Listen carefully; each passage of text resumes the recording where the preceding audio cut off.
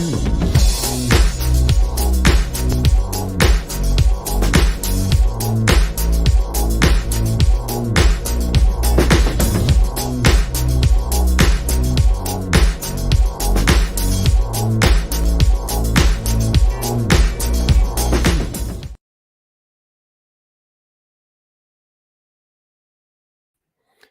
and welcome to this 12th edition of the Echo Chamberlain livestream, or the Echo Chamber, whatever.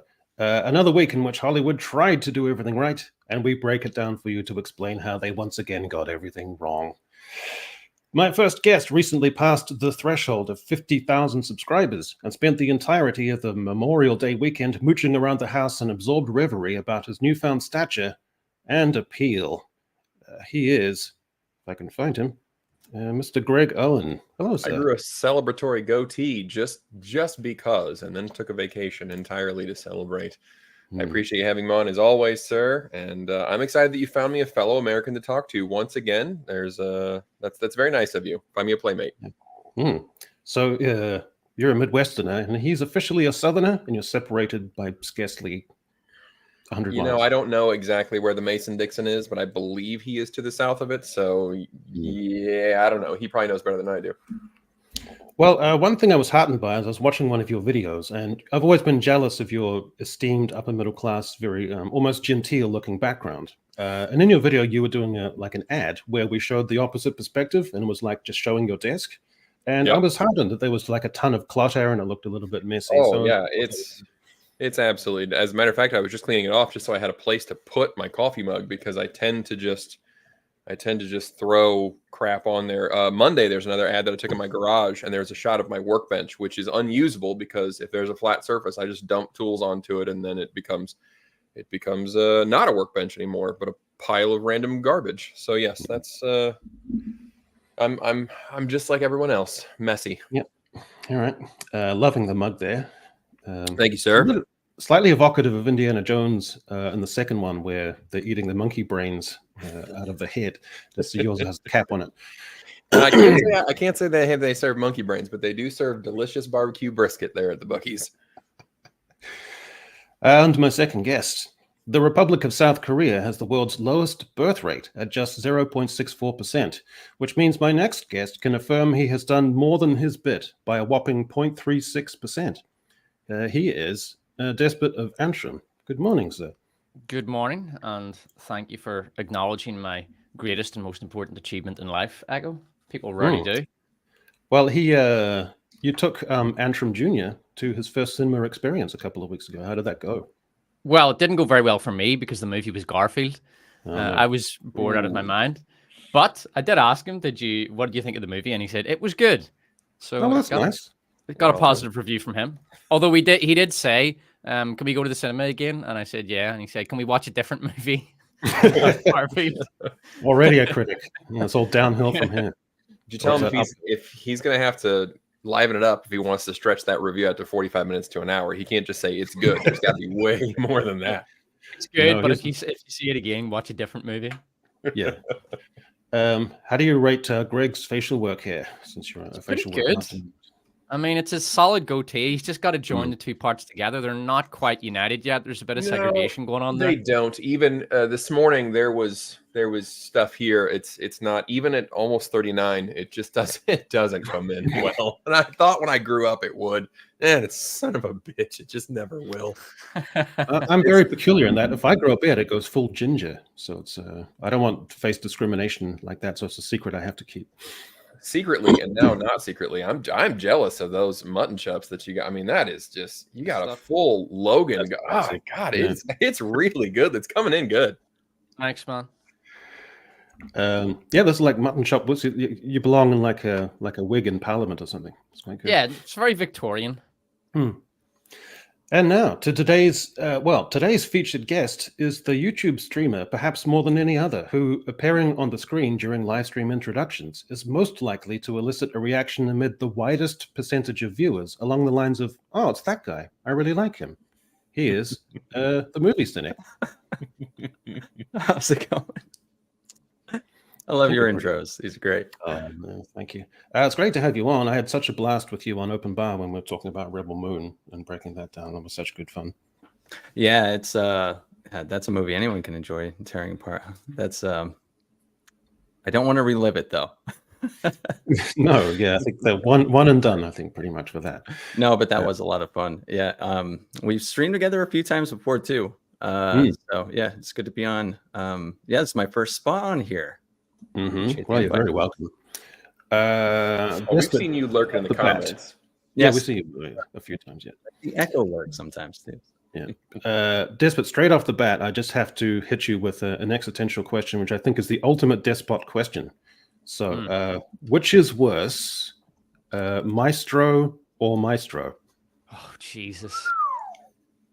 I mean, the Ginger Maestro is worse because it's just so insufferably horrible. The noise, it's disgusting on every single sensory level.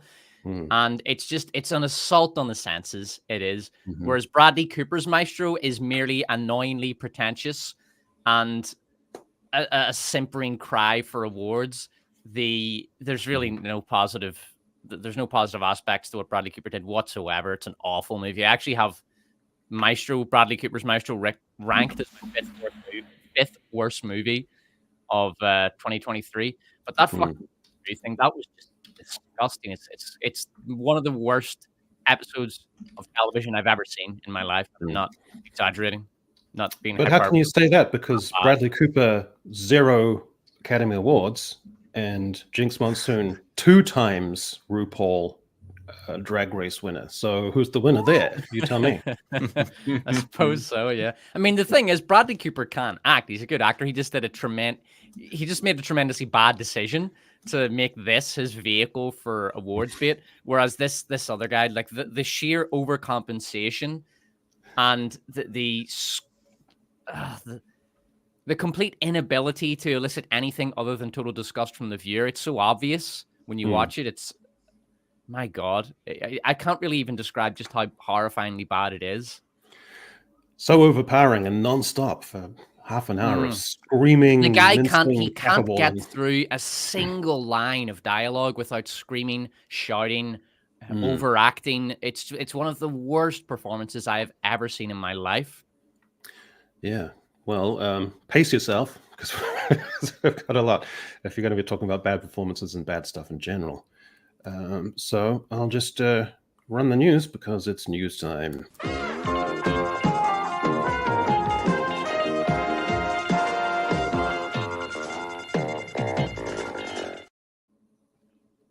All right. Well, as ever, I like to trawl through the internet's worst takes so I can get your ratings on the Chamberlain scale out of 5, with 1 being it's harmless and 5 being it's a raging dumpster fire of insanity. Why would anyone publish that? So our first one is here. The next lesson in high school English class, Taylor Swift and the Drake-Kendrick beef. Poetry and literary analysis are cool for once, thanks to Taylor Swift and Kendrick Lamar. So John Keats and Maya Angelou, please make room for these guys. So should we be studying these guys in English class? I have a question. Because I'm not very familiar with either of their lyrics. I did listen to To Pimp a Butterfly, and I do think it's very good. But I've never listened to Taylor Swift. If you remove the following 2 topics, the experience of being black for Kendrick Lamar, and more specifically, the experience of being black in the United States, and ex-boyfriends, is there anything left for their lyrical content? Not a great deal, to be honest with you. So yeah, I think. Go ahead, maybe Cynic. I was going to say it's not that these things aren't like worth exploring. I think you can get away with this in a college class here, but not a high school English class. I think that's too far. What did you say the rank is? It's 1 through 5. Yeah. So 1 is it's harmless. I can scroll through this and not let it affect me. And 5 being, how is this? Why is the legacy media dying? Is prime evidence. So this is 3. This is a 3. I would just be like, and keep scrolling. Okay. I have a theory about what makes a musician cool as an icon. And I think if you get down to it, my idea is that it has to be cool to both genders. So if you go to a Bob Dylan concert in the 60s, you'd have cool guys and cool girls in the audience. Same thing with David Bowie. Same thing with Aretha Franklin. No cool teenage boy has a poster of Taylor Swift on his wall. So that's my theory. I know a lot of people of both genders who like Kendrick Lamar, though. That would make sense. Yeah. So him, I could see. I honestly think his stuff can have some longevity. And I'm not even a rap fan. I just know anytime I've listened to Kendrick Lamar, I just really like it. I'm like, fuck, this guy's actually really talented. So, but Taylor Swift, I know way too much stuff about Taylor Swift, unfortunately. Like what? Give us a Taylor Swift fact. Yeah. I don't know if I could get in trouble. Someone I knew, like actually worked for her. I have all this data about Taylor Swift that I hate knowing. Data or data? Yeah. I don't know what's happened to Time magazine, because she was on the front cover, and then a week ago, Shooter Gatwa was on the cover. They seem to be getting a little, I don't know, lightweight. Shouldn't they be covering like generals and world events and stuff like that? Yeah, just trend chasing like everybody else. Mm-hmm.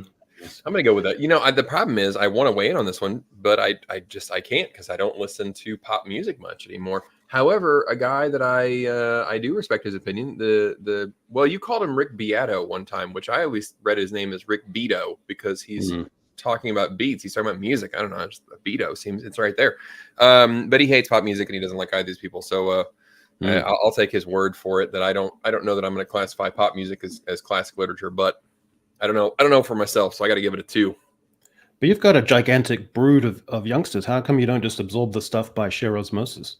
They don't much listen to it either, to be honest with you. They like they like musicals, and gosh, they just don't listen to a ton of music. We're not we homeschool, so we don't see a lot of other people that are listening to different stuff, and we're not in the car a ton. So if you're not kind of out and about in public, how would you learn about pop music unless you're seeking it out? So it's one of those things that if you're not kind of out in the world, you're not absorbing it. And so it just kind of, it's like the same as us grown folks here. We just don't experience it that much. So it just sort of passes us by. When I experience popular music, it's usually in the very rare instances when I go into a shopping mall, which seem custom designed to be horrific to the ears of anyone who likes music, because you walk past one store and then it euphonically, horribly merges with the sound system of the next store. It's this horrible wash of sound. But anyway, so Despot, have you given your rating? Oh, I'll give it a 3. It's not too offensive. I'm sure there's bound to be something that some high schooler could learn from, I don't know, a Kendrick Lamar lyric maybe. So I'll give it a 3. Taylor Swift, no. Sure, I was actually listening to her new album the other day because I got really curious. The Little Platoon, we were on with him, and he said he had attempted to listen to your album and couldn't believe how shit it was. And I thought, is it really that bad? So I was writing and I decided to throw it on, and I can confirm that it is indeed fucking terrible. So I'll give it a 3. I just felt low and washed out after listening to it, because nothing connects, nothing hooks to you. It's just so same-ish. If you want my very brief musical analysis of it, she makes all the same mistakes that a lot of modern artists in her same sort of similar genre do.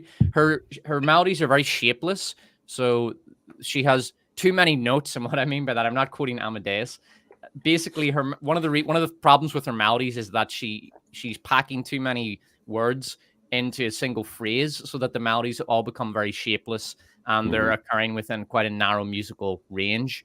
And while it's not necessarily unpleasant sounding, when you stretch that out over 3 or 4 minutes of just these very monotonous little phrases, all packed with too many words and with too many notes going on over very simple harmonies that don't really support them, it just becomes a very monotonous drone, and it's totally unmemorable, and it lacks any sort of musical identity. It's just very, very dull. And a lot of music is like that now. So it just sounds like everything else, only it's Taylor Swift. I don't. Yeah, that's what I thought of it anyway. So Cynic, you know the generic chord progression like C, G, A minor, F. You know that chord progression. She's used that one 21 times. Hey, blows my mind. I like 12-bar blues songs, and I grew up on pop punk. There's like 3 chord progressions in all of pop punk, so I can't. I can't. But the Ramones never got on the cover of Time magazine. Anyway, I showed you all Lizzo gratified. South Park presents her body positivity as weight loss answer. Everyone has been giving her a weird, huge amount of credit, like saying, I really relate to her now. I really like her. She was really cool. She like put some random little bit of footage of her reacting to South Park online, and that's really kind of cool and almost like empowering and good on her. No, she just stood there like a droop-mouthed, like a lamprey or like a seal at feeding time, just staring at the screen, saying hardly anything. So I don't think there was anything particularly great about it all. But Salon putting this slant on it that, she's the real winner. I showed you all. She comes out on top in this. So weird. And that was bizarre because I was when I was watching, I was actually listening to what she was saying, and she's just coping with what they were doing. She wasn't actually like, the biggest takeaway I had was she didn't freak out in the way I thought she was going to, or like lose her mind. Instead, she ended up just kind of denying what they were doing. Like, see, they're making fun of me. I told you. It was just like, I don't even know how to explain it. It was like repositioning her body positivity, and it's like, look, it is a good thing. See, and these guys are making fun of me. It wasn't even a real response. Yeah, exactly. It was nothing, but people are giving her this huge amount of credit for it. She was just staring at the screen, going, yeah. Yeah. Bizarre.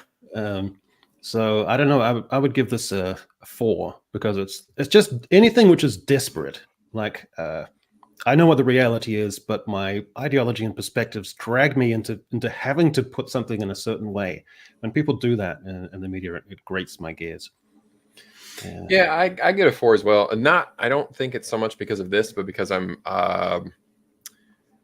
working on something for the American Society of Magical Negroes, and I've been watching interviews with Kobe Levy, the writer-director, and he's doing the same thing where it's like, I made a movie that says offensive things, and then people were offended, and you see, I told you, that's what they would say, and this feels like the same attitude, and it's just like, I'm so sick of that. I'm so tired of that being the thing, is like, no. It's like the She-Hulk response.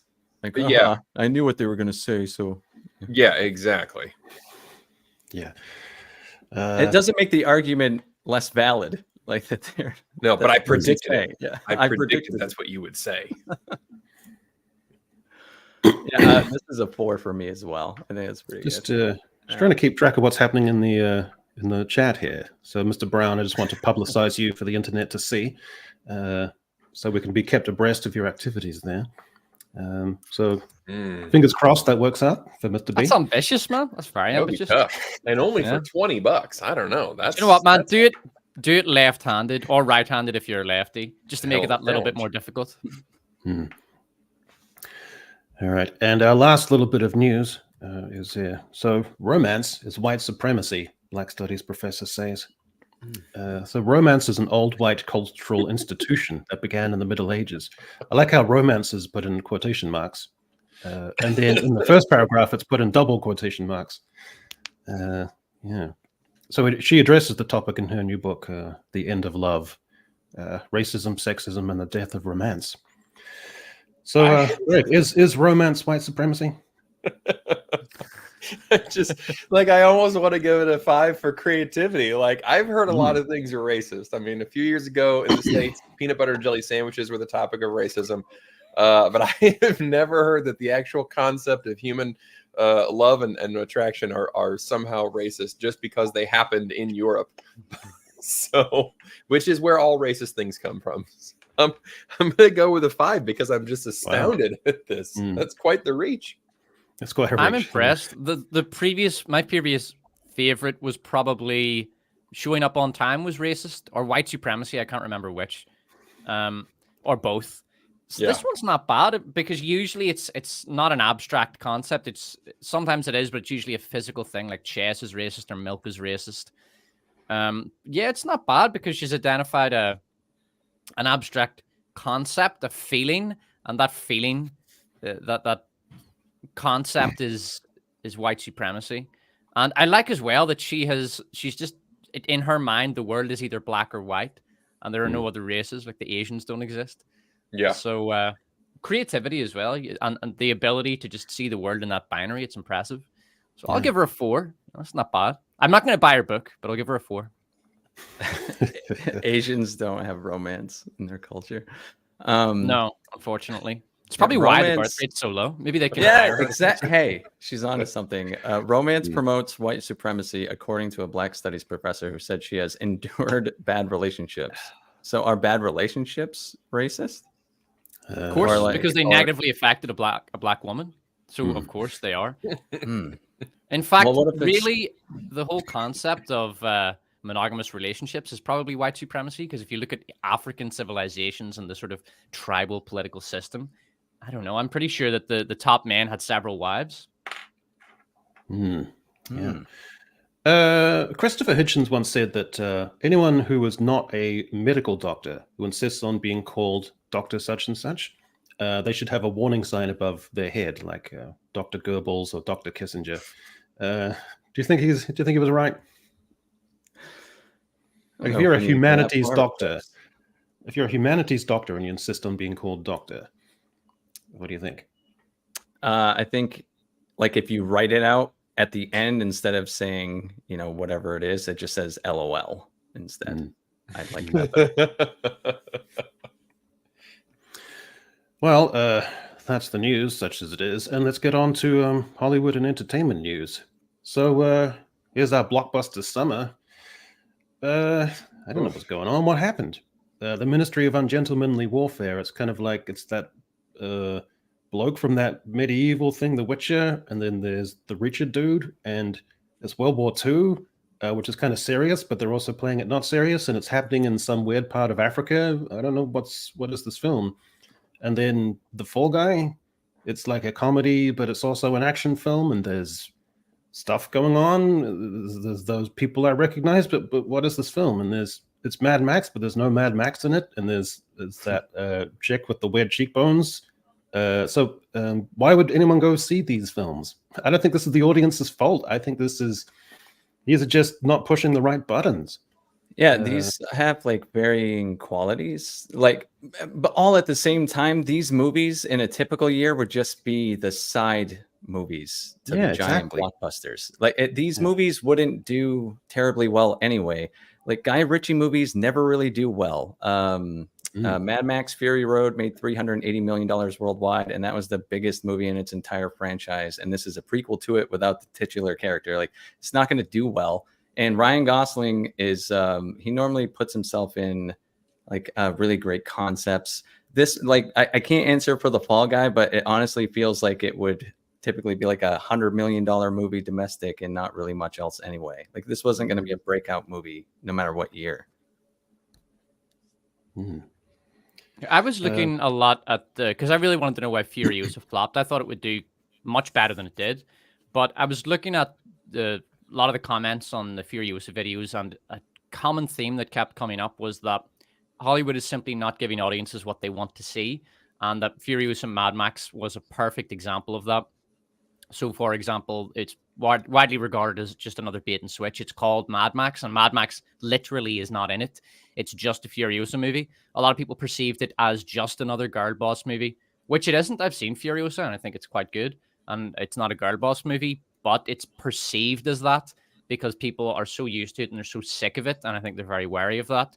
Yeah. And it's an unasked for prequel to a movie that didn't really even have enough Mad Max in the first place, a movie where he was sidelined by a strong female character, a character I've heard described as a proto-girl boss, because this movie, I think, came out in 2015, and it was just at the very start of that, it's almost just before the woke era, which kind of started in 2016.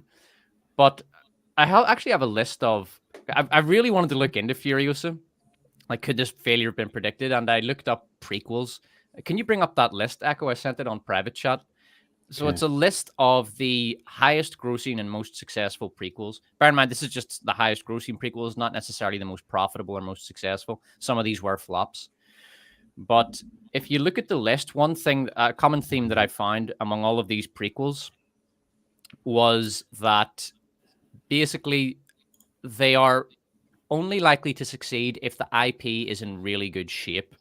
So a prequel it's one of two things. It's either a parasite or a symbiote. So a parasite means it's just a garbage movie that is completely reliant on the franchise.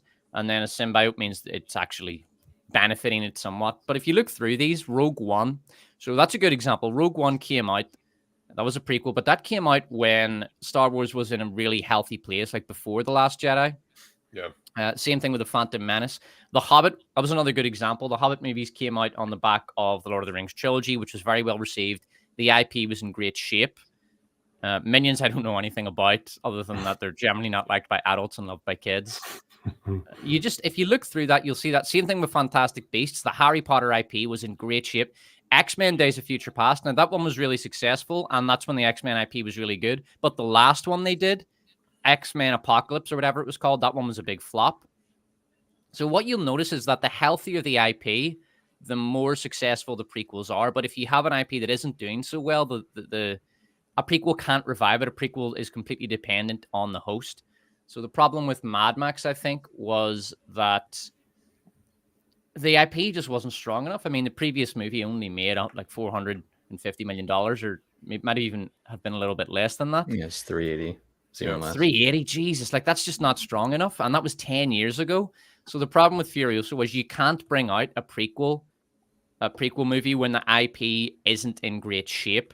And another example of that is Solo. You remember Solo, a Star Wars movie? Yeah. How could we forget? So that movie came out after The Last Jedi and after The Force Awakens. A lot of people sort of think that the Star Wars sequel backlash came in after The Last Jedi. It actually came in after The Force Awakens. There was a lot of backlash to that movie. It took a while, but eventually people did start to say this is kind of just a knockoff of A New Hope. Mm-hmm. And then The Last Jedi came out, and there was a huge amount of backlash to that. And then Solo came out, and it flopped. Now, it still made $400 million, but it flopped because it was so expensive, and it would have flopped anyway, like if it was only 400 million. And that was when Star Wars began to do quite badly as a franchise and as an IP. So in order for a prequel to work, just from looking at that list and from thinking about it a bit, you really need to be coming on the back of a successful IP. And Furiosa just wasn't. Mad Max is not in a good place because they never really gave the audience a Mad Max movie that they wanted to see. And a lot of people, another thing I was seeing a lot in comments was that a lot of people seem to want to see Mel Gibson. They wanted to see Mel Gibson out for one last ride and felt that movie was what people wanted, and that would have done much better. Well, and I saw comments of people saying that there already was a Furiosa movie, and it was made 10 years ago. Tom Hardy barely spoke, and it kind of, it was. I mean, at best, you could say that it was a 50-50, it was a co-star movie. And I agree with you that I don't think that the character of Furiosa was like so compelling. Like, it wasn't a bad movie, and she wasn't a bad character, but I don't think that anything about that character was like, I need to know more about this. Like, I'm dying. I felt like the previous movie was kind of self-contained. It picks up in the middle of, in the middle of an apocalypse. We don't know how anybody got there, but I never felt like I wanted to know where anybody came from. Just the story was told as it was. Here's this crazy apocalyptic community, and they're obviously insane. And then this woman's trying to escape with these pregnant women, and like it was all very self-contained. I didn't need to know how we got there, and I think that's a big mistake that Hollywood makes a lot. Is they're like, people are dying to know how we got there, and I don't think that anybody usually asks that question. I was surprised that Wonka did well, and I've watched it a couple of times. Actually, a really good movie, but that's why I didn't go see it in theaters, because when they announced it, I thought, I don't give a shit where Willy Wonka came from. It never occurred to me to know what his origin story was. I don't care. And I think that Ungentlemanly Warfare, that is, as Cynic says, it's a Guy Ritchie movie. He's got his very own style. I was excited to see that one, but I was too busy, so I didn't go see that one. It seems like a good theater watch, but then also I'm looking it up. It's rated R, so you've got kind of a niche thing with Guy Ritchie and his style. It's a rated R movie. Those never do as well. It's just it kind of has that Inglourious Bastards feel to it. So there's a specific audience for that. It's just not a gigantic audience. So you can't be expecting to make hundreds of millions of dollars on something that's a mid-budget movie at best. I thought Fall Guy would do better. I was not interested in it. I saw the trailers for it. I don't remember what movie I was watching, but I saw a trailer for it in a theater, and I just remember thinking, that looks okay. It looks like the beginning of summer. Kind of fun, whatever. Ryan Gosling he's hit or miss. My wife is not. we were talking about this last night. She's like, I know I'm in the minority. She's like, I'm not attracted to the guy. So like, he's not a draw for me, as a female audience member. And I just remember looking at that trailer and I just thought, it looks kind of generic and I'll rent it maybe, and I think that's maybe we'll get into that later. I don't want to take everybody's time, but I think that's a thing that a lot of the audience is like, this stuff looks good. It just doesn't look theater good. And I'll wait 3 months and it'll come to one of the 4 or 5 streaming services that I'm paying for. And I'll catch it then. And I think that's a big drain on theater tickets right now. I think people maybe are a little bit cautious of a film just can't just be itself. Like The Fall Guy, it can't just be an action film. It's got to have some sort of meta thing that you've got to try and figure out and work yourself into tonally. Ministry of Ungentlemanly Warfare, it can't just be like an Ocean's 11 kind of energetic kind of action film heist kind of thing. It's also got to have this other huge subplot. Furiosa, Anya Taylor-Joy is super talented, but she's not a charismatic super lead in a film like this. Like, she was great in The Northman and films like that, but she doesn't have an allure in this sense. I'm also thinking that Fury Road is starting to kind of dip in my estimation a little bit. Like, if I see clips of it, the saturation of color is almost too overpowering now. And that palette is so super rich. I don't like it.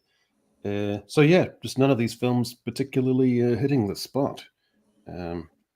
Yeah, and I know we talked last week about like what they all cost. I don't remember what they cost, but a lot of these, it's in the budget, and I think that these all need to be mid-budget movies. But we talked about a lot of these budgets, and they're way too big for what you can expect to get out of them.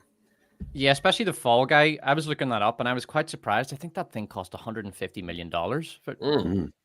Has anyone seen that movie? No. That's not the only one I haven't seen out of these 3. I tried to watch it yesterday, and I have to say, man, I was really bored. I gave up after an hour because the 2 main characters are very good, and they've got some witty banter, and they've got good screen chemistry. The problem was the plot. The plot was just a bunch of non sequiturs.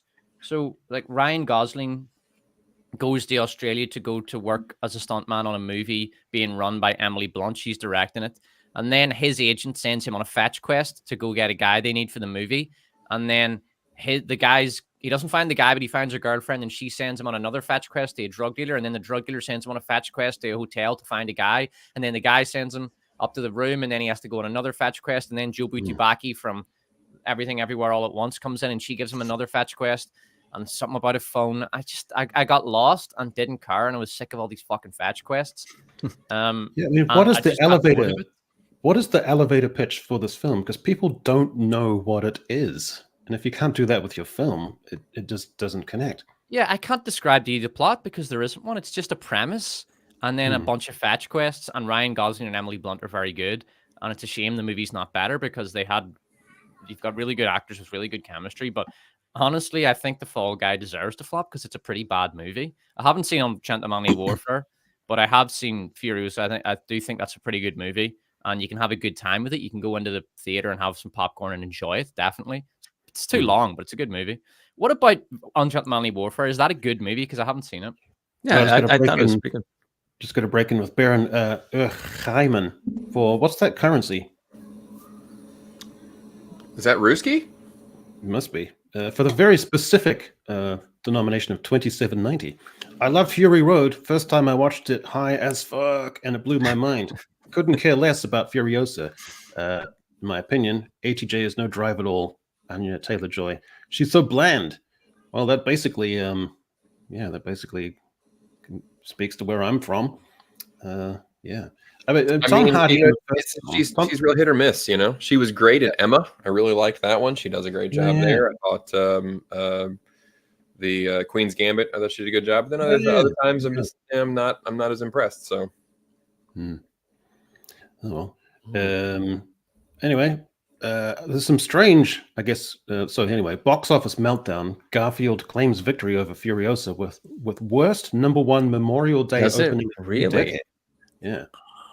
Didn't see that coming. I thought they would at least fudge the numbers enough to keep Furiosa on top. Yeah. So what happened, Greg? Because obviously the weather affected Doctor Who's ratings. So what happened in Memorial Day weekend? I mean, the rain, nobody's going to watch, where it's nice out, nobody's going to watch Doctor Who. Yeah, I think we talked about like this. None of this stuff is just so compelling that you need to go to the theater. And where I'm at, it's about $15 a ticket. Then you're looking at another $15 for a popcorn and a soda. A lot of this stuff just doesn't feel, if you're going with somebody, it's $60. It doesn't feel $60 worth. And I was talking to my wife about this last night. We were kind of discussing these topics, and I think one of the big issues, like I said, is the streaming. I think a lot of these companies are kind of cutting their own throats, because we all know this stuff is coming to streaming at some point in the very near future, and people are already paying for those things. So I think a lot of people are justifying it as like, well, I'm already paying $15 to $20 for HBO Max, which I refuse to call it by its shortened name now. As I also still say Twitter. I'm not going to go with this new dumb shit that we're doing, but I think people, they justify that purchase, that streaming, as I am paying that so that I get these movies, so I don't have to go to the theater. And so, like I said, you see something like Garfield, which, looks like it might be an okay kids movie, but I'm not taking my kids to the theater to see that. Fall Guy looks like it could be kind of maybe a little cute, but I'm not going to go to the theater for that. That's a rental for sure. That's a streamer. And so none of this stuff is just so grabby. And this weekend held nothing that was just must see movie, must go watch in theater, like Dune 2. I know people are hitting, there's a varying likes on that one, but that was a theater movie. Like you should not watch that at home. It is not the same movie in your house. And this stuff just isn't, it's not that. Garfield seems such an 80s thing. It's a very kind of dated time warp thing. So I can't understand why they keep persevering with it. It never works. And they've tried about 2 or 3 iterations of it now. I don't know. Yeah, I don't really know why you would want to pull that from a comic and how you're going to make an entire movie. But then again, I didn't know what they were going to do with Mario, and they jangled the keys all the way to $1 billion. So, sometimes this stuff will surprise you. Well, Garfield just stumbles its way to a heist.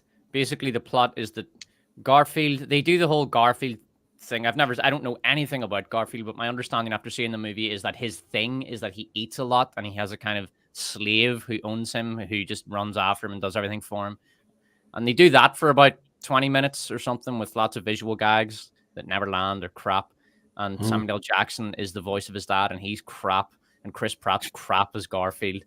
And I mean, you don't feel that they're putting anything into the role. They're just showing up to the booth and just reading off the script. That's how low effort the voice performances are. And then after about 20 minutes of this, they contrive to have Garfield, his dad, and somebody else, like a bull, I think. They're going to work together as a heist team to try to break into a dairy to steal milk and to liberate the bull's the bull's girlfriend, who is a cow, and that's it. It's a heist movie then, and it goes on, and there's villains who show up, and there's a twist at the end, and fuck me, it was so bad. It might have been the worst movie I've seen this year. Argyle was maybe worst. Like, I enjoyed Madam Web a lot more than this movie. This movie was miserable. I was so bored. Like, Jesus Christ, Greg, whatever you do not take your kids to see this. They will be bored out of their minds. We were out of town. Like I said, we were in Florida last week, and I thought Inside Out 2 was happening last week. We were going to go see it, and then I looked it all up, and I was like, Garfield, like, nah, we're not going to. We'll go to the beach again. I'm not going to take all these kids to see Garfield. Like, don't rent it. Don't rent it, man. You'll just be inflicting misery on your family. They used to make a huge thing about the summer movie season too, and they don't even like. You used to see articles about the summer movie season, like the top 12 movies to see this summer. It doesn't feel like that. The Memorial Day weekend in particular, because it was that was always the kickstart of the summer, at least here in America. And then because those weekends would be hyper successful, it kept getting rolled back. And the summer movie season started in late April by 2018-19, like Avengers, Infinity War, and Endgame would come out and kickstart the summer movie season now on April 29th. But it never felt like we transitioned into a big summer season of movies at all. And that's because also of the strikes, that pushed so many movies back too. So you're just getting It's almost like the summer. It's a dumping ground of would-be summer blockbusters. It's going to be a forgotten summer. It's going to be like well, not nearly as bad as 2020, but a wasteland of movies for the rest of the summer, except Deadpool and Wolverine. Yeah. Do you think this could also? I mean, I haven't done a lot of research on this, but is this also due to COVID? A lot of productions got pushed back, and we might be hitting that summer where this was supposed to be the summer where all the movies that were being filmed during COVID would have come out if COVID had not happened, but then COVID happened and they got delayed. That added to the writers and actors strike, and it's given us this this dearth of movies, this utterly dreadful summer of utter shite. I think COVID is an impact as well. I don't know if it's still impacting. I mean, it's certainly impacting like the theater business in general by keeping audiences away, but I don't think COVID impact is having anything anymore. No, I mean, they delayed the productions, and the productions that would have come out this year aren't going to come out. They're going to come out next year. Or do you think we're past that? Well, movie productions normally take like 2 years, right? So 2 or 3 years.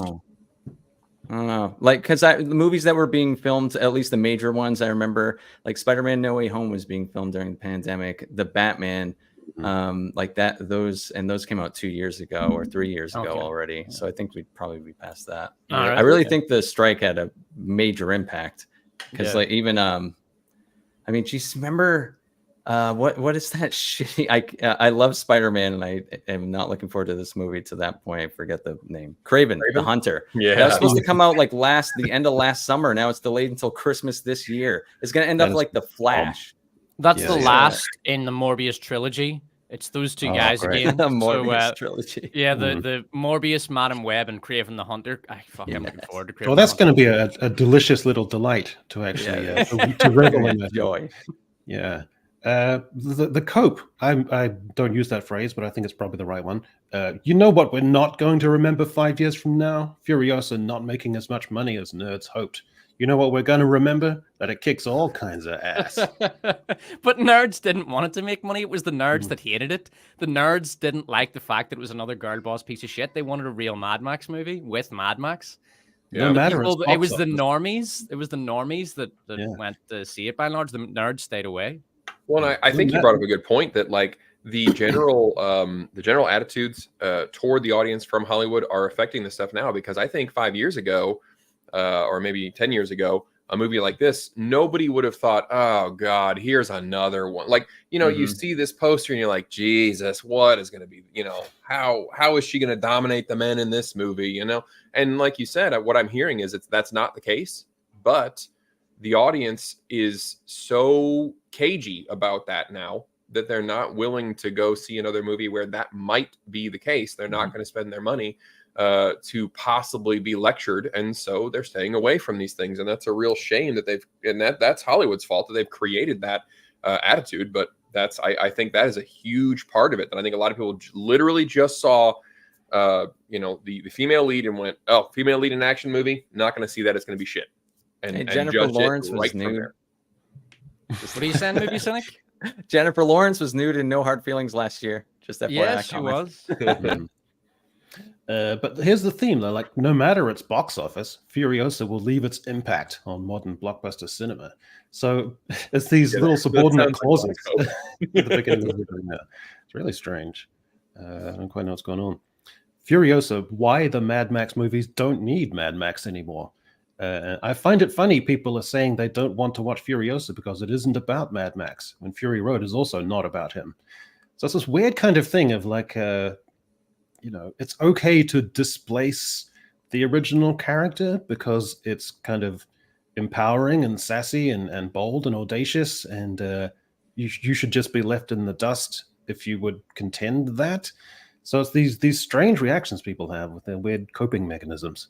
Well, they're not wrong. I mean, one of the reasons that Top Gun 2 was such a huge hit was because it didn't have Maverick in it. Yeah. And it's also why people love The Last Jedi. They love the fact that it didn't really have Luke Skywalker. It was all about Rey, which, again, was a big hit with the fans. Yeah. Oh, and Willow had really good reviews. And Willow wasn't even in it. Yeah. Well, he was in there for about 1 minute in the first episode in order to make enough room for the budding lesbian romance in that. Disney, I mean, Disney weren't offended by the concept of casting a little person. They didn't want to sort of just push him quietly to the side and forget that they exist, like they did with Snow White. Shouldn't Willow should have been reimagined as a magical person, like in Snow White. No, a CGI blob. A CGI blob is what you want. I wonder what's happening with Snow White, like the magical people. When are we going to see that finally? I think that piece of shit's coming out 2025 spring, something like that. I can't wait to see the budget on that. I cannot wait because Disney filmed that twice. I think they almost finished principal photography, and then they sent Rachel Zegler on her merry way to do the marketing, and that was a fucking disaster. And so they decided to film it again. The budget for that is going to be fucking gigantic. Yeah. Ridiculous. Do you think they'll release it in January and like the graveyard time just to get it over and done with? Nah, man, they've invested too much money in it. They've got to throw the dice and try to make some money. Excellent. God damn it. Well, I mean, look, people are coming out. Yeah, people are loving modern entertainment. Look, movie Cynic, 94,000 people loving Rings of Power. You can't argue with that kind of number. Can't argue with it. Look at that, 250,000 people, more than that. Cannot wait for Assassin's Creed. And look at the accolade. 72,000 people are just they're ramped up, and they cannot wait for this to come. And so, what's the problem here, movie Cynic? What's going on? I don't know. I think all of these things are following a similar trend that we've talked about before. Let's see, Rings of Power, a sequel, or a second season of a show that's already been lambasted. Who didn't see that coming? Assassin's Creed, that one's a wonderful one. I've been having a really fun interaction with my friends group, my IRL friends group, with this one. That's a fun topic. I've never seen in real time, like you tell them something, you give them like an article, and it's like definitive, and it's even from like their favorite media outlet, so they can't even discredit it, right? But then later on, they saw a meme, and that totally discredits what you said, and they send it in. They're like, "I changed my mind again." It's really amazing. And then the Acolyte, well, Star Wars is shit, so I guess that's the answer for that one. Yeah, I guess it's just shit. So Assassin's Creed, I'm not really up to speed with this, but apparently the lead character is a black samurai who might also be LGBT. Hold on, that's the lead character? That's not a side character? People one of maybe two lead characters. Two lead characters, yeah. Hold on. Yeah. So on this, do they know, was this black samurai born in Japan, or did he show up on a trade ship? Because there was a black guy in Japan in, I think, the 17th century. That's the guy. Yes. He showed up on a Portuguese. He showed up in a Portuguese trade ship. Yes. And he was paraded around everywhere, kind of like an exotic attraction. And the local daimyo wanted to see him. So he was paraded through the streets, and the daimyo was all very impressed that there was a man with black skin. And that was it. That's the history of black people in Japan prior to the 20th century. And what's the assertion in Assassin's Creed? He was born in Japan, or no? So we don't know because they didn't say shit about it. And here's the thing. So have you guys ever played the other Assassin's Creed games? Yeah. So you'll know, Cynic, that you don't. Like there's this whole conversation has been derailed because everybody's like, he's a real guy. You can look it up. Yasuke is a real guy. He's a real black, guy, and he may or may not have been samurai. None of that fucking matters though, because there has never been an Assassin's Creed game where you play as a historical character. The whole draw of the entire game series and where it started, and it was really unique and cool, was we took a bunch of historical characters and we took a bunch of real historical people that died in this time, and then we made up a fake assassin that is the one that actually killed them. Your history books lied to you. They didn't die of whatever they died of. They were actually, stabbed in the throat with a cool, awesome wrist dagger thing. So you don't play as a historical character. You play alongside them, and you're this secret history between the assassins and the Knights Templar that has been going on for centuries. That's the whole draw of the game. That's what makes it cool, is they blend the fiction and the history. So this whole thing where they're like, oh, it's all, it's a history. He's a real historical character. You can't get upset. That's bullshit, because you've never played as one of the real historical characters. Mm-hmm. You are a shadow who, according to history, doesn't exist. That's the whole point. But they did find the one guy, one black guy in all of Japanese Shogun history. And they were like, there he is. We have an excuse. We can put him in the game. We're good to go. Yeah, brilliant. And so just the fact that he was part of like a court retinue for a while, that's the tenuous little thing that they've found to think that, well, he might have been a samurai because in that situation he might feasibly, have had that role. And there's some other tiny little obscure sliver that they might have had like sexual ambiguity or gender sexual roles in that thing. Yeah. And through that minor, tiny little sliver, they've managed to extrapolate to their crazy fantasies of, well, now we can be an LGBT icon. What it is it's just pure desperation. Because, as somebody who likes video games, what I noticed is they didn't say a fucking thing about how the game would work. They didn't say how the game mechanics might work. They didn't show any gameplay at all. It was a 100% CGI trailer, just like a story trailer. So there was no gameplay. Nobody, and I've watched videos from the director. They don't talk about gameplay. They don't talk about interesting mechanics. They don't talk about what you as the player will be doing. So they have nothing else to talk about because it's a boring ass franchise that has grown so bloated, and they don't know what to do, and they don't know how to innovate. And I think that goes for all three of these on screen right here. You don't have any real innovation going on. You don't have anything new or interesting to talk about. Lightsaber whips. What do you mean? Yeah. It's 100% desperation. They're just throwing shit at a wall at this point.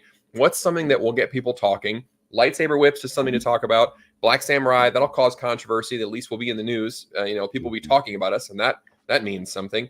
Rings of Power. We spent $1 billion, so we're just going to keep plowing through this. There's no real interest other than, random bits of controversy or random bits of lightsaber whip, something that seems interesting on its surface, but after 5 seconds of thought, you realize, no, that's actually quite stupid. And that's all they have. Yeah. What weapons are left? Can they have lightsaber nunchucks? What's left in terms of weaponry? I don't know. A lightsaber spear, it's just a little glowing tip. So, but kudos to them for their brilliant innovations. A lightsaber knuckle buster. Yeah.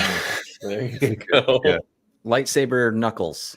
I want to see, they have the big robes. I want to see somebody in a big black robe, and I want them to have like a lightsaber scythe, just death incarnate. And at least that would be cool looking for a minute. You're a creative person in the Hollywood cinema milieu. You want to feel a sense of drama and excitement and being out on the edge with your creativity. You can't create new franchises and new ideas. So as a substitute to feel that flush of energy and audacity, you can just play with the identity politics and feel, I'm really going out on a limb and this is going to be provocative and exciting. And therefore you can have an immense sense of self-importance. And an idea that you're being innovative. I mean, to them, that is what innovation is. Innovation is taking an existing franchise and putting into that franchise races and genders and sexualities that weren't there before. And that in their mind, that makes them innovative, which is why you'll constantly see things about, this is the first Black woman in a sci-fi movie this year. Or this is the first time this IP has had a non-binary character, or the first Pixar non-binary character, or the first time we've had a polygamous relationship involving 5 people on screen in a water. I don't know, whatever. And that's all they have, because Hollywood is no longer innovative. Like you see very, very little innovation. It's the same old shit with different identity groups. But in terms of real innovation, like you look at the 80s, the 90s periods where there was tons and tons of innovation going on, and there's a lot of room for it. It's not like, oh, it's all been done. Like, with popular music where it kind of has all been done. Like there's so much you could do in movies and TV shows. There's so much you could do, and there's a little bit being done, but it's so lacking in innovation and creativity and freshness. And it's one of the reasons why theaters are in decline and people aren't showing up to see this shit anymore, because it's fucking boring, man. I mean, how many times can you watch stuff from the same IP before you say, fuck this, I want something new? And when the box office tanks and there's a poor reaction to it, they stir themselves up into thinking it must be to do with reactionaries. It must be to do with people dragging their heels who can't cope with changing the social dynamics. And it's just not bad. It's just disinterest. Years ago, there was this self-help sort of romance-themed book for women. It was called He's Just Not That Into You. And it was a huge smash success because so many women would think about their relationships or their boyfriend and talk it over with their friends and say, what's going on? Why is there so much drama? Why can't I get through to him? All this kind of stuff. So just the headline, He's Just Not That Into You, made it a big like breakthrough smash concept. And women especially, bought out that book by the millions. And I think this is the dynamic. It's not to do with bigotry or being reactionary. I think it's just vast audiences. They're just not into this. They don't find these substitutions and co-ops and swap outs interesting. It doesn't do anything for them. Yeah. And they can't acknowledge that. I think we talked about Doctor Who last time, but I think that's exactly what happened with that. Is people saw it. They saw Shurigatwa. They saw maybe the still frames of Maestro or something. And I think they just see it and they realize what's going on. And they're just like, oh, okay, pass. I'm not even angry. I'm not mad about it. I don't give a shit. I don't care who Shooty fucks. I don't care. I'm just not going to watch it. I'm not upset. I'm not reactionary. I just have fun. And I just won't be. And apparently a lot of other people also felt that way. And their ratings are the worst in its entire history. I think you're absolutely right. They love to paint indifference as reactionary, and it's just not what it is. They want to believe that there are so many haters, and the truth is nobody cares enough to be haters for a lot of this stuff. Yeah. Like the guy, the Bros director tweeting out that, it's such a shame that people didn't come out for Bros, sort of suggesting that maybe a latent bigotry might have been, was a little undertone there. No, it's just people. He said just straight people didn't show up for Bros. And it was just ridiculous. It's like no one owes you their custom. Yeah, you've got this backwards. You must justify the product to the potential customer. You don't expect the customer to show up and then berate him or her when they don't show up. But they've just got it backwards. It's just the entitlement of that. Yeah. I mean, if a film like Philadelphia comes out in 1991 or something at the height of the AIDS crisis, people will turn out in droves because it's interesting, So, what were you saying, maybe Cynic? I was just gonna say I remember discussing that in a video last year when it was happening because I just thought it was so ridiculous of someone suggesting that there might be, like you said, latent bigotry. Like, oh, the straight people didn't come out. Was it like Brokeback Mountain was a hit? And that came out in 2005. Like you said, Philadelphia in 1992, 93. The subject matter doesn't matter. But to be honest, it's also not crazy to just have a preference. Like if my friend was like, hey, dude, do you want to go see Oppenheimer or the new movie about gay guys? Like, well, I'm not gay and I like World War II. And it's just a fucking preference. Like, I don't care that you exist or that the movie's in theaters. Have at it if you enjoy it. I just don't give a fuck. Yeah, look, just speaking frankly, most people are, whether you like it or not, most people are going to be turned off by the idea of showing up to the theater to watch Billy Eichner get fucked. That isn't a selling point for most people, believe it or not. And that doesn't make them bigoted. Your preference is bigotry. Instantly. He ruined Parks and Rec, in my opinion. So just the fact that he was in this movie, I thought, oh, he's going to be screaming, and I didn't want to see that. I don't even care about anything else. Yeah, it doesn't. Doesn't lend itself to word of mouth particularly. Come on, guys, come see Billy Eichner, and there's a sex scene where he's slapping his boyfriend in bed, and they're slapping each other in the face. Come on, it's gonna be a blast. It's not gonna happen. Oh yeah, speaking of Doctor Who ratings and not being into things, so normally these things will come in at about Jodie Whittaker's debut sort of was 10 million. The specials will be 7 or 8 million. So we had the overnight ratings came in just for the terrestrial TV in the UK. And all these articles came out saying, it's not just the overnights. Everyone calm down, all you haters, because you have to factor in the iPlayer as well. And when those numbers come in, then we'll get the real picture. So everyone calm down. And then the iPlayer figures came in as well, which is the plus 7 day TV plus full screen. And they're pathetic, 4.1, 3.91. And so these numbers are dire. as combined total figures for the week, including iPlayer. So these are some of the worst ratings since the show began 60 years ago. There's no more wiggle room. There's no more headroom. You can't argue about this anymore. You can't make any excuses. You can't tell the audience to calm down. That's the reality. It is a failure. The only question I have is, it's on Disney Plus. So do we get those numbers on top as well? Because in the UK, I don't know if people actually watch Disney Plus that much. But if you've had either to just literally watch it on the iPlayer, or you've had the option to watch it in terrestrial TV, why would anyone in the UK want to watch it on Disney Plus? Like, if you've already had those two options. Maybe some Brits in the chat can explain that to me. Yeah, and do they even count views, or would they give you minutes if it was on like Disney Plus? Yeah, that's a good point. Yeah, I don't know, but there's no way around it. This show is a dire failure, and it's because people just aren't into it. Doctor Who should have the Doctor should be slightly dispassionate because he's an ancient figure. He should be eccentric and kind of dotty. So I don't like him having too much warm empathy or like shrieking and getting into a huddle with his companion whenever there's danger.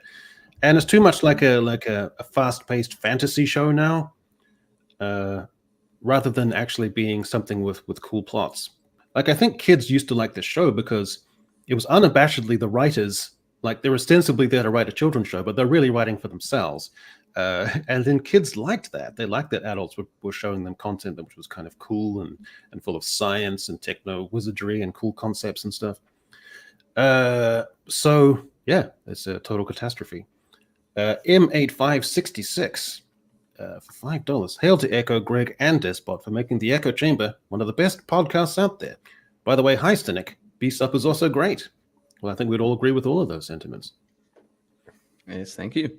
And B-Sup will return, I swear to God. somehow B-Sup will return. It's going to return. Somehow it returned. Somehow B-Sup has returned. So good, man. That line is just going to come to define a whole generation of movies. Yeah. I'm thinking this summer, I mean, I wasn't on YouTube when those came out, so I think this summer when there's nothing else happening, that's what I'm going to do for content this summer. Is I'm going to go rewatch those with my friend Jeff, and we're gonna re-review those 3 movies because that's going to be fun. Yeah, you're missing out, Inmate 566, if you haven't seen the Sunday show over at Brown Alliance. Come on. So yeah, another. I don't know who Doctor Who is for right now, and I don't think that Russell T Davies knows either. Like it's for him. It's for him and his buddies. I think that's the issue. Is I approached it not. I've never seen it, so I didn't approach it with like, I know Platoon thought it was absolute shit. I know you think it's absolute shit because you guys have like a history with it, right? And so I'm looking at this new Doctor, and I'm like, okay, what are you trying to appeal to? Are you trying to restart the show? Are you going for a new audience?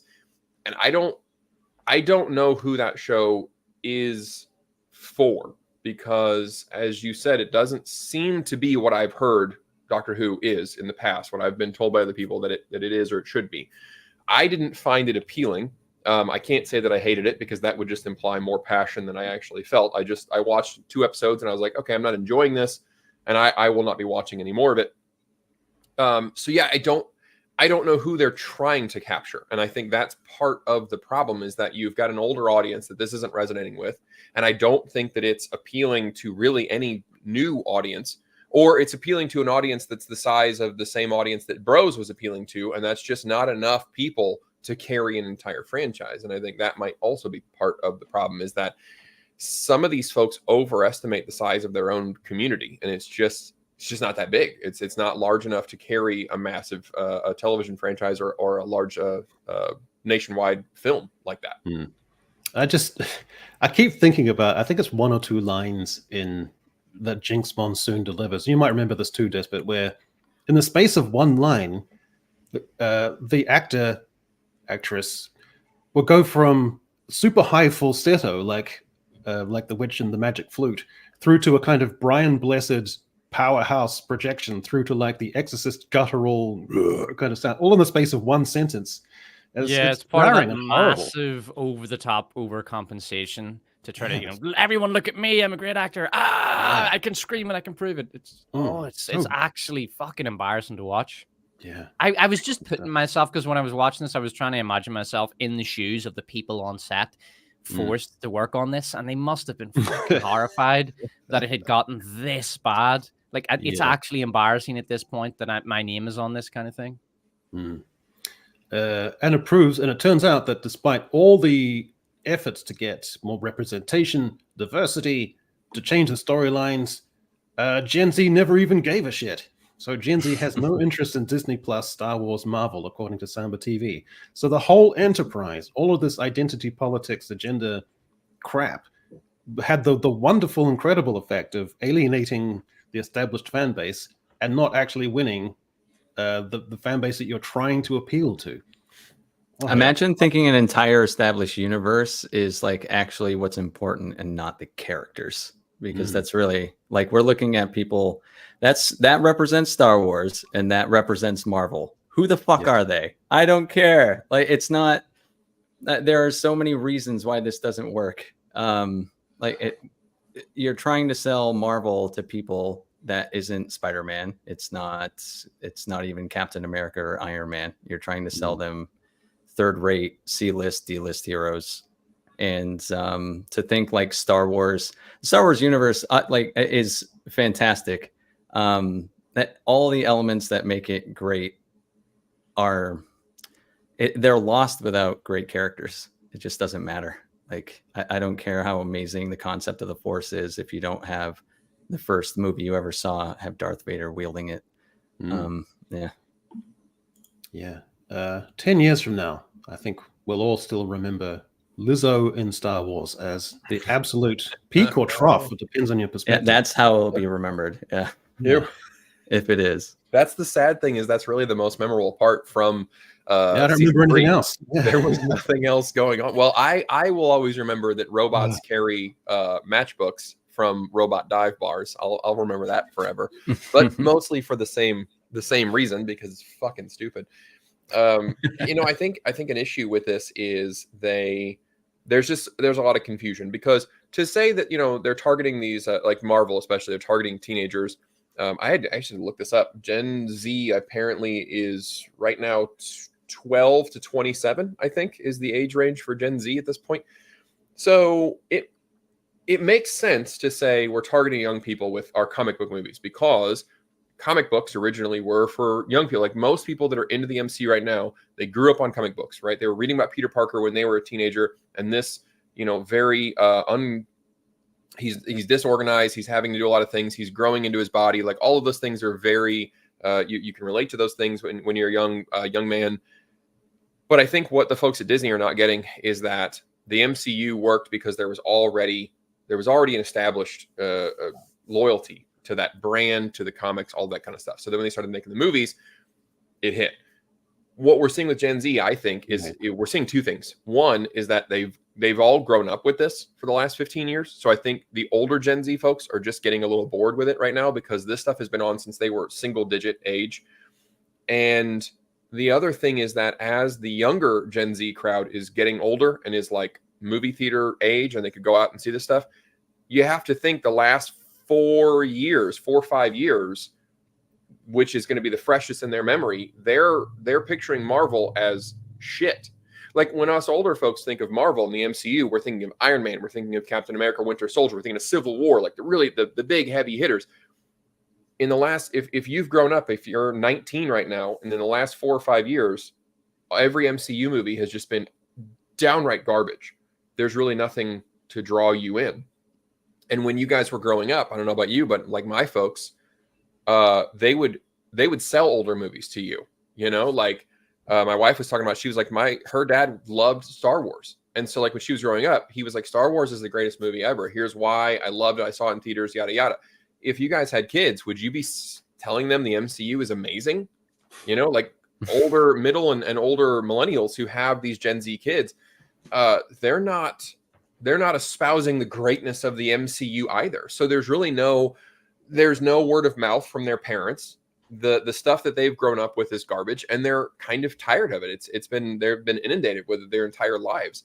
and just there's so many reasons, and it's so predictable that Gen Z would not be in love with this. And it's funny that Disney is like actively trying to court them with Ms. Marvel and Kate Bishop and Ant-Man's daughter, the bitchy Kami. Like the whole Young Avengers thing, like that is hilarious to me that they're even trying to do that right now. It's a good point. I think, does Gen Z or Gen Alpha have the concept of like source material kind of pipelines? Like they're not growing up with something which is kind of a rudimentary or two-dimensional like comics, which they can then see brought into a visceral spectacular on the screen. So there's no sort of long-term development of that and then like a cathartic kind of release. So that dynamic maybe is gone. Like, are they reading graphic novels and things like that? I think they are, maybe, but not in a collective sense where there might be some collective drive to see some source material brought up. So maybe that could be a problem at the heart of all of this. I don't know. I think that's one of the reasons for the big boom in video game adaptations, because that exactly. is a collective art that kids do engage in. They do all play the same games, and that's a big part of their their cultural identity. And they will go to see those games. If they're put on screen, they'll check them out, and if they're good, they'll keep watching. I mean, Fallout was fucking huge. I wanted to quantify this point to make sure that just so that you know that this is not anecdotal. Can you bring up that graph I sent you, Echo? See if I can find it. All right, so Gen Z percent of streaming time spent on each service. So if you look at Disney Plus, this is the home of Marvel and Star Wars. It's 5%. So not only did Gen Z not care, they could not. I mean, they almost couldn't give less of a fuck. That's amazing. Wow. Yeah, I mean, because a lot of people will hear this and they think, oh, it's anecdotal. People say all sorts of stuff about kids. No, it's quantifiable. There you go. It's right there. If you're listening to this, you can look at the screen now. It says Gen Z percent of streaming time spent on each service. Disney 5%, Prime 9%. Greg, would you care to read the one below Prime? I don't. I'm not sure what that is. It's MAX. What does that spell, Greg? Oh, that's HBO Max. Yeah. I know what that is. Somebody tweeted about that the other day on the Twitters. So yeah, that's Max 10%, and then 59% for Netflix. And one of the reasons I think that they're watching Netflix is because Netflix is giving them original IPs, stuff like Stranger Things. Mm-hmm. Kids love Stranger Things. It's very, very popular with Gen Z, and there are good reasons for it. I mean, season 1 and 4 are very good. Season 2 was bad, and season 3 was awful, but it made a really good comeback with season 4, and it's basically a good show, and it's got a lot of fun teenage characters, and kids absolutely love it. As for other stuff, Netflix, I mean, they always have one big show every year. Netflix, they tend to have the biggest show. So this year it was Baby Reindeer, which is a pretty good show. And then they also had Squid Game, and Dahmer was another big one they did. I think that was last year. But there was another big one last year. I can't remember what it was. But Tiger King was there. Tiger King was huge. Jesus. I got to revisit it. Netflix are a very schizophrenic network. Like, they'll come out with some brilliant stuff like Stranger Things season 4, or even some of Dahmer was very good. And then they'll come out with just the worst cancerous shit you've ever seen in your life, like Cleopatra. Yeah. It's a really schizophrenic service. And even this year they brought out Damsel, which is I enjoyed that one, that video you made on it, maybe Cynic. Thank you. Damsel. And then they'll come out with something like Baby Reindeer, which is really good. So it's one of the fascinating things about Netflix. Whereas Disney, it's all shit. It's all shit. And that's the other thing as well. With whatever age people are, they like good stuff. There is no good new stuff on Disney Plus. There's good old stuff, but there's no good new stuff. And kids want new stuff. All the good new stuff is on, it's vast majority of it's on Netflix. I wonder if they regret taking the Marvel shows off Netflix now. Like, I wonder if I don't know. I don't think they do, because it really incentivized them to press ahead with their Netflix originals and forced them. It gave them that incentive to produce new shows and new TV and new movies. Yeah, I'm sure. I meant on Disney's behalf. Disney definitely. I mean, Disney. Yeah. Here's the question: do you think that Disney could have opted out of the streaming wars? I think could have. Yeah, basically not anymore. Would their board and shareholders have allowed them to just opt out and say, look, we're just going to continue to license to Netflix. We're not interested in a streaming service? Because I don't think they could have. I think any CEO would have been strong-armed by the board to start a streaming service. I was actually shocked to find out that it was losing money because I thought it's a slam dunk. They have this massive catalog of old stuff.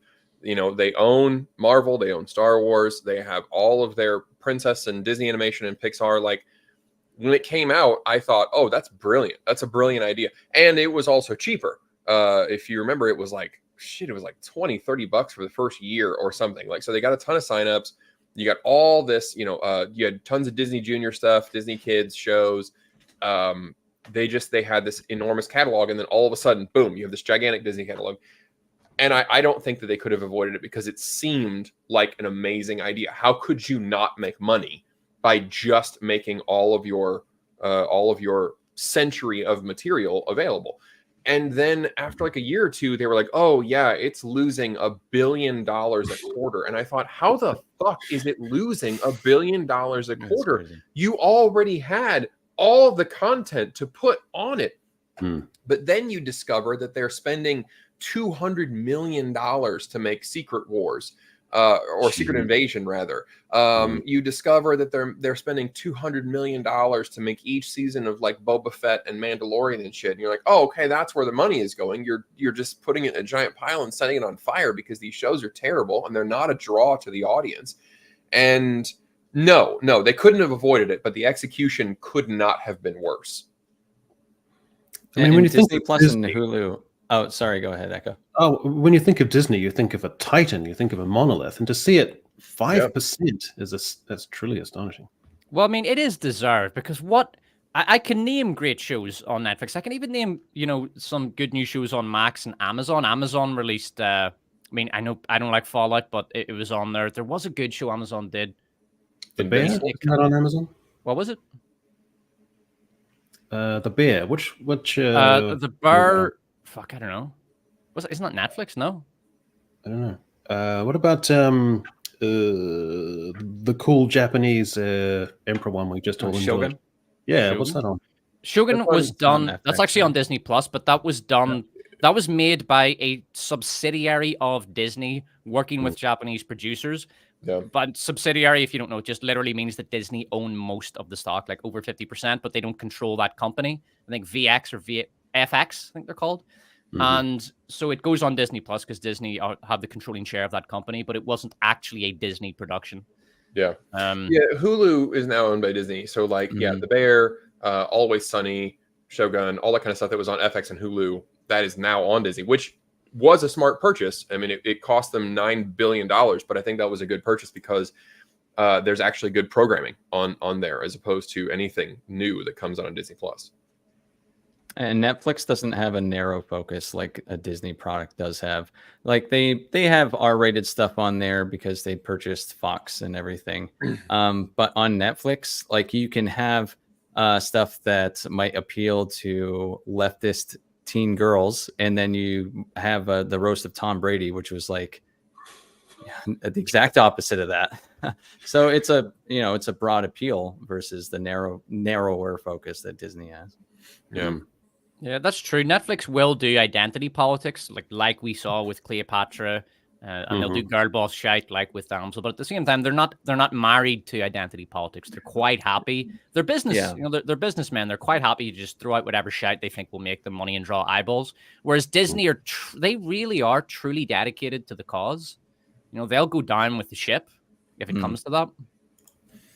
Yeah, Netflix is, I mean, it's working. I'm shocked that it's working because they really do just make 300 shows a year, and they'll give anything a season. They don't give a fuck. And then if it takes off, great. And if it doesn't, fine. And I think 2 years ago, I remember thinking this is never going to go well for them. And I completely did not call that one correctly because it's totally working for them. And I'm shocked. Because it seems like they're burning money too. Like they're making all these shows that go nowhere. There's so many shows that you've never even heard of that are on Netflix, got a full season, probably 2 seasons. They make them and they abandon them just as quickly. And it's, to me, that feels like the audience would get tired of that, but somehow they don't, and they're dominating. I prefer that model to the Disney model, because the Disney model is to go all in on IP. Everything goes to IP, whereas the Netflix model is, fuck it, let's just make 10 shows. 8 of them will be dumpster fires. They'll make us nothing, but one of them will make us some money, and one of them will be a big hit, right? And after all that, we'll make a bit of profit. It's kind of like what record companies did back in the day. They would make they'd hire 10 acts, they'd make 10 albums, and then most of the acts would get dropped after the first album, but one of them would make them a ton of money, and then they'd end up with a profit. And same thing in the publishing industry as well. The one hit in the publishing industry will pay for the 9 non-hits. So there's a theme. Yeah, and this is one of the reasons why you don't get as many great indie movies as you did in the 80s and 90s. I mean, obviously the DVD market and of course the video market died, and that means you can't make that money back. Well, you can still make a little bit on rental and streaming, but the other thing as well is IP. All the money now is going into IP. Let me ask you a question, panel. Let's take just one example, The Little Mermaid.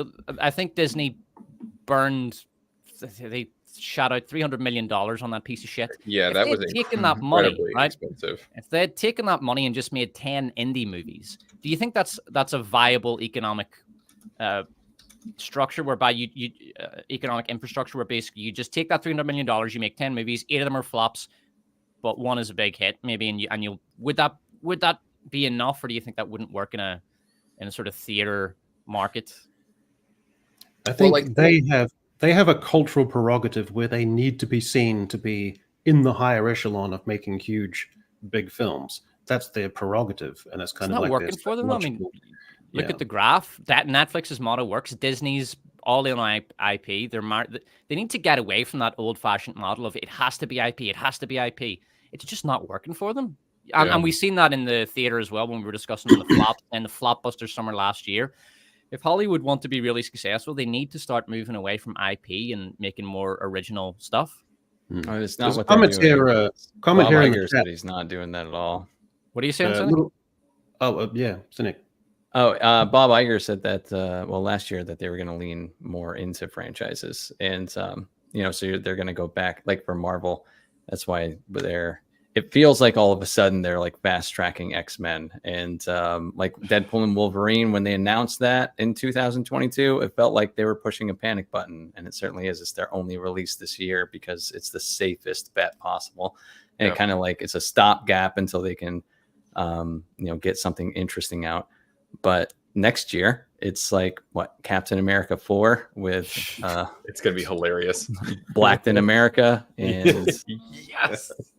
And what else they got going on? Well, Thunderbolts. I don't know. That looks interesting, but here's a controversial opinion I'd like to get your opinion on, guys. Marvel should stop making superhero movies and move into other genres. So I think the difficulty with them, and they would need to commit to it, but it would be a tough transition because, like Cynic said, they have kind of a narrow view and sort of a narrow brand, and their brand is family entertainment, and so part of the issue is it's difficult for them.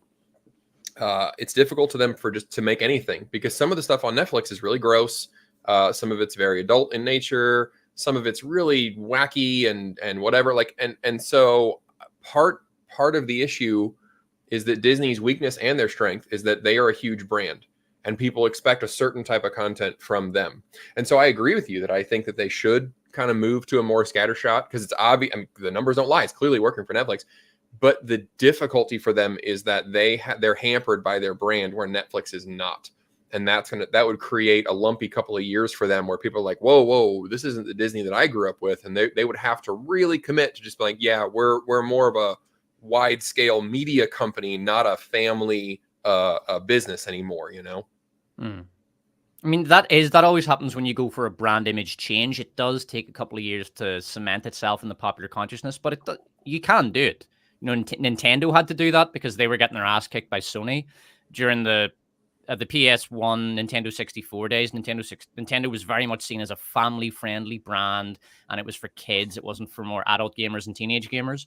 Yeah. So Nintendo had to change their image and get away from that kiddie image, and they still retained some of that, but they were able to get away from that and to survive the console wars, and Eventually, right now they're on top, and we'll see what happens next gen. But the Switch is incredible. The other issue with them is with Disney is that somebody in the comments mentioned it is M8566 again mentioned that part of their brand is that everything feeds into the parks for them. And I think that's another thing to keep in mind is that their entertainment division is kind of like, I don't know, 20% of their total revenue or something, maybe less. It's actually quite small compared to their parks division. And I know a couple of quarters ago, they broke out their earnings into 3 categories, and their parks is the massive majority of their money. But the thing is, that is downstream of their entertainment. So the entertainment doesn't actually make a lot of money up front, but like they made a little bit of money on Little Mermaid, for example. That's, that movie made some money, I think, when it was in theaters, but it's made them hundreds of millions, probably billions of dollars at this point because of brand recognition and merchandise and all that kind of shit. So that is another thing to consider with Disney's brand is they can afford to not make a ton of money or lose a little bit of money on a movie or a franchise or whatever, because they need to commit to those IPs, because that's what sells park tickets. It's what sells merch. It's what, it's what feeds the rest of their brand. Yeah. I mean, well, what happens when the movie actually sullies the IP though? Like, that's what I was wondering. Cause I'd be I don't want to go to a park if I'm going to see characters running around that I just don't like, or that I've had, No, but if you go to the Star Cruiser Hotel, you could hang around with all your super faves like Kylo Ren and those guys. So that was I'm sorry, you can't go to the Star Cruiser Hotel anymore. Yeah. If you were planning on going, I apologize. That's not. I was gonna travel all the way from New Zealand just to spend $3,000 on my small windowless room, so I could enjoy and get traveled in a panel van from place to place. It would have been great, but I'll never get the experience. But no, Cynic, you're right though, and that creates a problem for them because like Pixar, used to sell things. Like I have been to Disney and I've been to the Art of Animation resort, whatever. And it's 4 buildings. Each is themed. There's a Toy Story building, a Nemo building, a Cars building, and I can't remember what the 4th one was. Probably Monsters Inc. or something. But so we stayed in the Nemo building. It's beautiful. It's all coral themed and everything. They got a giant pool, and there's statues outside of the cars and everything. It's a really cool resort. And the reason that you go to those is because those movies are huge. And you're absolutely right, though, that it's kind of a moonshot business plan, because you get those, but if they built a resort around Turning Red or Soul, nobody's fucking staying there. You know what I mean? And so when you get a couple of flops in a row like that, it really builds momentum for them, a bad momentum for them, and that does become an issue. And I think that the parks are suffering for that right now, because you're absolutely right. There's really nothing. There's no franchises that I'm like, yeah, I want to go to Disney to see this thing from the last 10 years. Like, the nostalgia will only last for so long if they can't get things back on track. Mm-hmm. Yeah, I've got to share this with you. I've got to show you that. So I'm working on one of the several scripts I'm working on at the minute is Strange World, and I was just about to say. I wanted to share this. Oh, you're one of you. 5 people that saw Strange World. Fuck, it's so bad. It is so bad. But they actually marketed this as I think this is it. Hold on. They marketed this as the merchandise toy. And I want Echo, can you share that, please? Blobby? Oh, yeah. Look at that. That was the merchandise toy. It's literally a blue blob that makes blob sounds. In the movie, it doesn't say anything. It just goes... And that's it. And I thought there's no way they marketed that. It's literally just a blob. It looks kind of like a diseased testicle, and they turned it into a piece of merchandise. That's the one Lance Armstrong's missing. Yeah. So how could that film not fail? Because it had a lead character who's sort of body positive. He's kind of chubby. He's also gay. He's also diverse. And he's also about to enter into a relationship with another gay boy who's also diverse. So all the buttons. How could that not be a roaring fire? Strange. I guess straight people just didn't show up checking the movie. It was crazy. Nah, it must have been bigotry. Billy Eichner did the voice of one of the characters, so he had a pretty bad year. Unbelievable. I wanted to add to this theme of these big monoliths. So on the left is the main film studios, so Universal, Paramount, Warner, Walt Disney, and Sony. But which one is getting carved up? So I think Paramount is getting carved up, and that's going to be like, carved into pieces and sent off to various other organizations or absorbed. So you're going to go from 5 down to 4 big studios. And on the right, you've got the big publishing houses, which is Penguin Random, Hachette, Harper, Simon & Schuster, and Macmillan. But Penguin Random is also absorbing Simon & Schuster. So that's also going to go down to just 4 huge monoliths. So I don't like this new thing in the culture where the big powerhouses are shrinking down and absorbed more and more into these big things. I don't think it's good for diversity of entertainment. I don't think it's good for competition. And I don't like the idea that you just have like 4 head honchos, executives in companies who ultimately make these decisions. So I don't like this contraction. And the fact that you already have Penguin and Random, which used to be 2 entities, which then became 1 entity, which are then going to take Simon & Schuster and just merge the 3 entities into 1 entity. I don't like it. It's not good. Well, and we're seeing, I mean, the parallels are already there in the in the gaming industry. A couple of weeks ago, there was big news that Xbox was getting rid of a few of its studios. I think 3-4 years ago now, it's been a while, they bought, I want to say it was Embracer Group, that itself owned like 16 studios. So Xbox basically made this giant play. They buy this one group, and in the deal, they get 16 studios. There were big ones like Bethesda, and then they also scooped up a bunch of smaller ones. One was the studio called Arcane. And a couple weeks ago, they announced, yeah, we're restructuring. Things aren't great, and we have to cut what isn't working. And so what you see is exactly what we're seeing in the movie industry, where it's only big swings. And anything that isn't huge is getting cut. And like Arcane made these games called now I can't think of the name of them. It was a pair of them. Somebody in the chat's going to help me out in a second. And then there was another game that they made. It was like a rhythm game, and they were all very successful. They're good games. The two that it was ZeniMax. That's right. No, nobody's helping me out. Anyway, the first 2 games I'm talking about, they're great games. They made money. They were profitable enough to make a sequel and then a little standalone side thing for them. The rhythm game that I'm thinking of, it was very successful. It was kind of a secret launch. Everybody loved it. Great reviews. It made money. It was a small indie studio thing. But since they aren't just knocking it out of the park, hundreds of millions of dollars, the Xbox was like, yeah, we're going to cut the small ones and we're only going to keep big stuff like Bethesda, which is weird because Bethesda right now they're making, last year they put out this large game Starfield and it just got shit all over. It's terrible, but they're big. And so they move a lot of copies, even if they're not as profitable. And so Xbox sticks with the big stuff that they know and they get rid of the small stuff. And then the audience suffers as a result.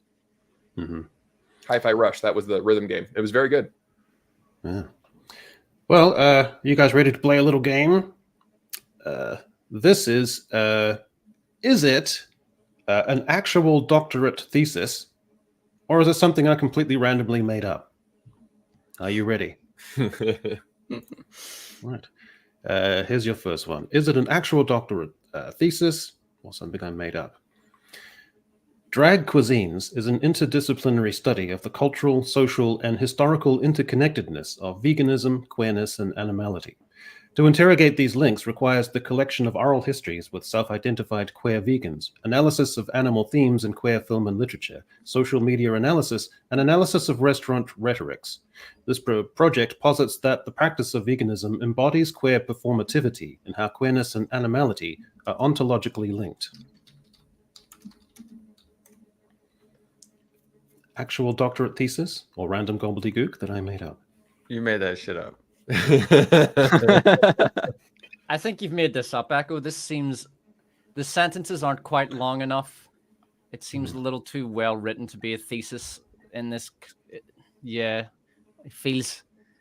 I think it has your fingerprints on it. Fair enough. If I've learned anything, it is to go opposite of Despot in these. So I'm going to... I'm fucking awful at these. I get like 20. My hit and miss rate is like 20% win. I'm awful. Law of averages should kick in here. You're I know. beating that. Fucking terrible. I mean, a gotta say coin it's toss real. would give me a better chance. Yeah. Well, you went for and your terrible 1 out of 6 in our first broken record thing. Literally, the only one you got right was on a coin toss. Movie Cynic, is this real or did I make it up? I would do a coin toss and be just as lucky. I think you made it up. I hope you did. Well, Despot, your terrible trend continues because this is an actual PhD. Oh my god! You know what I'm going to do? I'm just going to go with the opposite of my initial instinct. Let's see if that works out. It's good. You're like outsmart yourself. Okay. Who owns the past? This project looks at historical narratives that celebrate white supremacy and patriarchy within the United States, encompassing living history and/or reenactments and sports mascot performances as spaces where we interpret and perform a mythical past. These are all areas where we tell stories claiming to represent us as Americans. I'm concerned with who is represented in that us. Who are these spaces for? Why do we feel the need to perform or relive historical events? Oh, that sounds real as shit. That is, once again, I have to be the 1984 guy. We're just getting rid of history. We don't need to even talk about it or reenact it. Only the now exists. Hate Goldstein. This is real. I mean, if this is fake, Echo's done an excellent job because the idea that the past is a myth or a white supremacist myth, you'll see this a lot in the UK. Like this idea that the UK was historically white is really just a white supremacist myth, and it's always been diverse. It fits right into that, so I would say this is probably real. We have been there from the start. I am saying you made this one up too. Despot, you got one. Well done. Oh, nice. Yeah, this is real. Okay. Next one.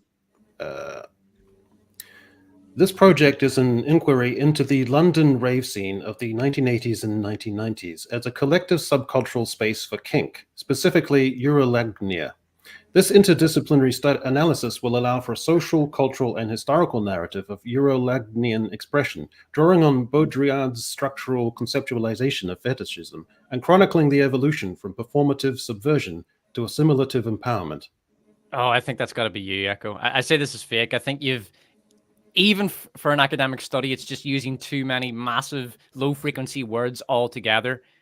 I think that it feels like you've constructed this using the model, the sort of wanky model of just massive low frequency words all thrown together. It feels contrived to me, but I mean, it could be real. Just that's based on that model.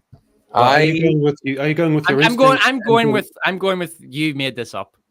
Okay, is that your instinct, and then you're going to go? If that's my instinct, you do the other thing. I should, but I'm going to trust my gut on this. I think you made this up. This is a terrible idea, but I'm going to go with Despot on this one. I think that you mispronounced Eurolagnian. You stumbled over that on purpose. I think you're trying to throw us off the trail, and it's fake. If I just stick with you made it up on everyone, I'll get one right, probably. Damn, you guys are on to me. Yeah, that's exactly what it is. Eurolagnia is like a fascination with piss. And this was just inspired by a story I heard about a club. There used to be a club in the UK, like a queer club, where the patrons would hammer holes into the pipes from the toilet so they could be sprayed with urine. And it was like, it used to be an event. So I thought that'd be quite interesting. Wow. Kind of stuck with me. Yeah. There's a minor scandal in Germany, not a scandal, but a minor, I suppose, public entertainment in Germany recently, whereby an obscure politician went into men's room and he filmed himself licking the urine off the urinals. And he also took the toilet brush and started licking that, and he filmed the whole thing, and it got online. It was leaked online. It's very funny. That's where you go with you talk to your PR people and say, Is there a comeback trail from this? Nope. He also covered himself in shit and gave himself a Hitler mustache, like literally. Oh, really? Yeah. Was it Foucault, I think, who liked to, when he was in LA, he liked to just lie in gay bars in the lavatories and have the patrons urinate on him. I think that was one of his kinks. I know what he liked to do in Morocco, but if I were to say it on stream, it would get echo strikes. Yeah. Right. It involved very young boys. Indeed. And gravestones? I can't remember. Gravestones or graveyards, one of those two. Yeah. All right, and last. My project is an inquiry into the culture of pound cake in Black women's cookbooks, fiction, and illustration. Specifically, I analyze the literal and figurative centeredness of pound cake in sexually and/or romantically heightened moments, and the notions of desire, pleasure, eroticism, sex, and sexuality entangled in these parallel positioning. Such an analysis will conclude that pound cake is both a symbol and tool for Black female sexual agency. I said that's real. That feels real. It feels too like, I feel like it doesn't sound like the kind of smart that Echo tries to, like the fake smart that Echo tries to make up. See, because they all, like you said, they could all be real. So at this point, it's really not even trying to figure out if they're real. It's trying to figure out, what does Echo do when he makes stuff up, and then trying to suss that out.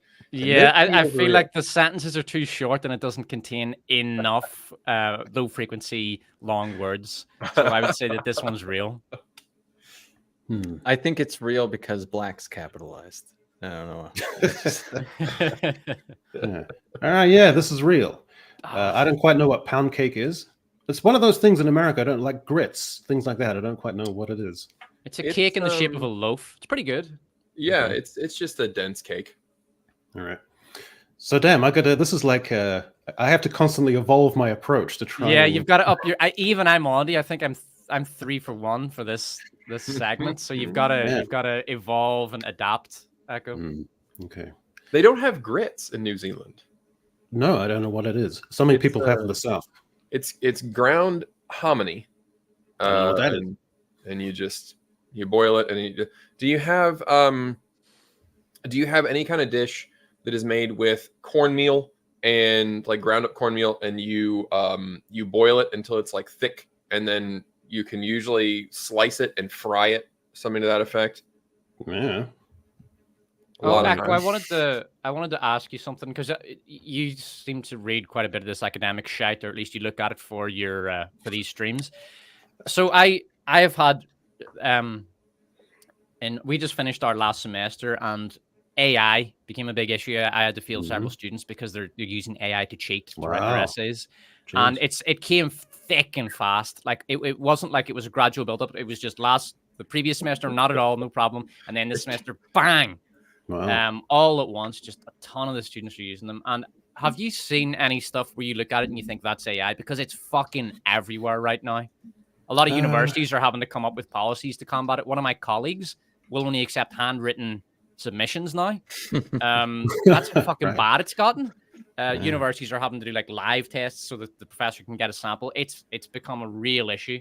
Have you noticed any AI creeping up in this shit? The stuff that you read?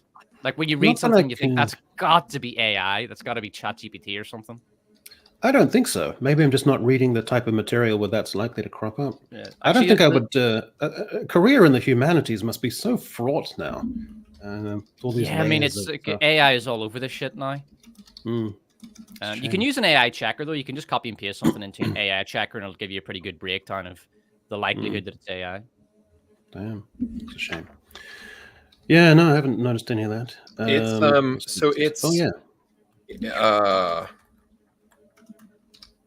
It's getting into scientific journals real bad. I was reading an article the other day that first of all, a couple things shocked me about it. That it was either 200,000 or 2 million scientific studies came out last year, and they analyzed a bunch from whatever. That to me right there was just mind-boggling, that there are that many scientific studies, and that's why so many of them are just, they say whatever you want them to say because there's just so fucking many of them. That's why the phrase studies show doesn't mean a goddamn thing anymore. But they were saying that like some of them, like really, really bad examples are one was a Chinese group, and they, I just don't think they could translate it to English or whatever. But their study began with, sure, I can help you write an intro for a study, here is what it would look like. And then it went, and they didn't crop the beginning part of it off. You know, a lot of it is it's motivated, it's incentivized by last minute deadlines. So they're supposed to get their fucking PhD chapter in at the last minute, and they think, oh fuck, it'll just use AI because they're busy. Well, they're saying that like you can spot like there are instances like what this article was saying was there were 3 words. One of them was delve. The instance of the word delve has increased something like it was 20 or 30,000%. That word is just suddenly all over the place. And there were 2 other kind of obscure words, and they're like in the last 2 years, these are just all over the place in scientific studies. Like every scientist in the world is suddenly delving into shit, and they're like, no, you're not. That's what chatbots say. Mm-hmm. Well, I wanted to move on to this because, Despot, I wanted to thank you for making a video on Scum, because It was really good. Nice. You didn't have to make it because it wouldn't get a lot of views, but you wanted to make it because you were driven by some impulse to express and share some ideas. And I'm really grateful for you to do it because it opened up something in my mind about modern characterization of men. Is it Archer is the name of the character on the left in Scum, who's in an institution like a Borstal. And there's the fascinating dynamic of this type of male character who's usually quite intelligent and lives in a very difficult relation to authority, but in a broader sense to society. They're kind of an outsider, but they also at the same time want to be within the institutions and rail against it.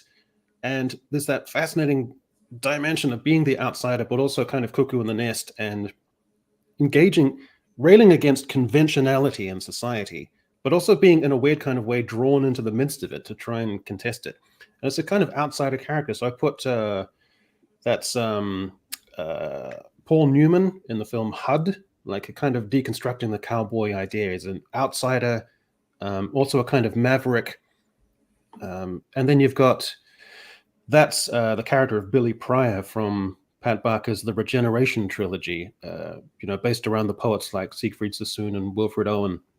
And the idea that Wilfred Owen, an outsider, like sexuality, intellectually, ironically, but at the same time drawn to be quite a very fussy soldier, quite actually drawn into being in that role. So the idea of being outsider of society as a man, but also for some strange reason drawn into the midst of society and conventionality.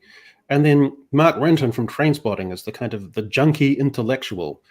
And then you've got Basie from Empire of the Sun. So these types of characters, these types of characters who are, I love these characters. They're so compelling at such a gut visceral level for me about that difficult, strange relation to society, being quite intelligent. And they're missing from modern entertainment and culture. And I think they're desperately missing because these are so compelling as characters. They are. And it is interesting. And that's one of the things you get when you analyze, rather, you don't just review like an old movie and say, oh, this old movie was great, but you really try to get into the depths of it and the layers, and you really analyze it, and you'll see stuff and it forms a very strong contrast with the modern day, and you'll see things that just aren't there anymore.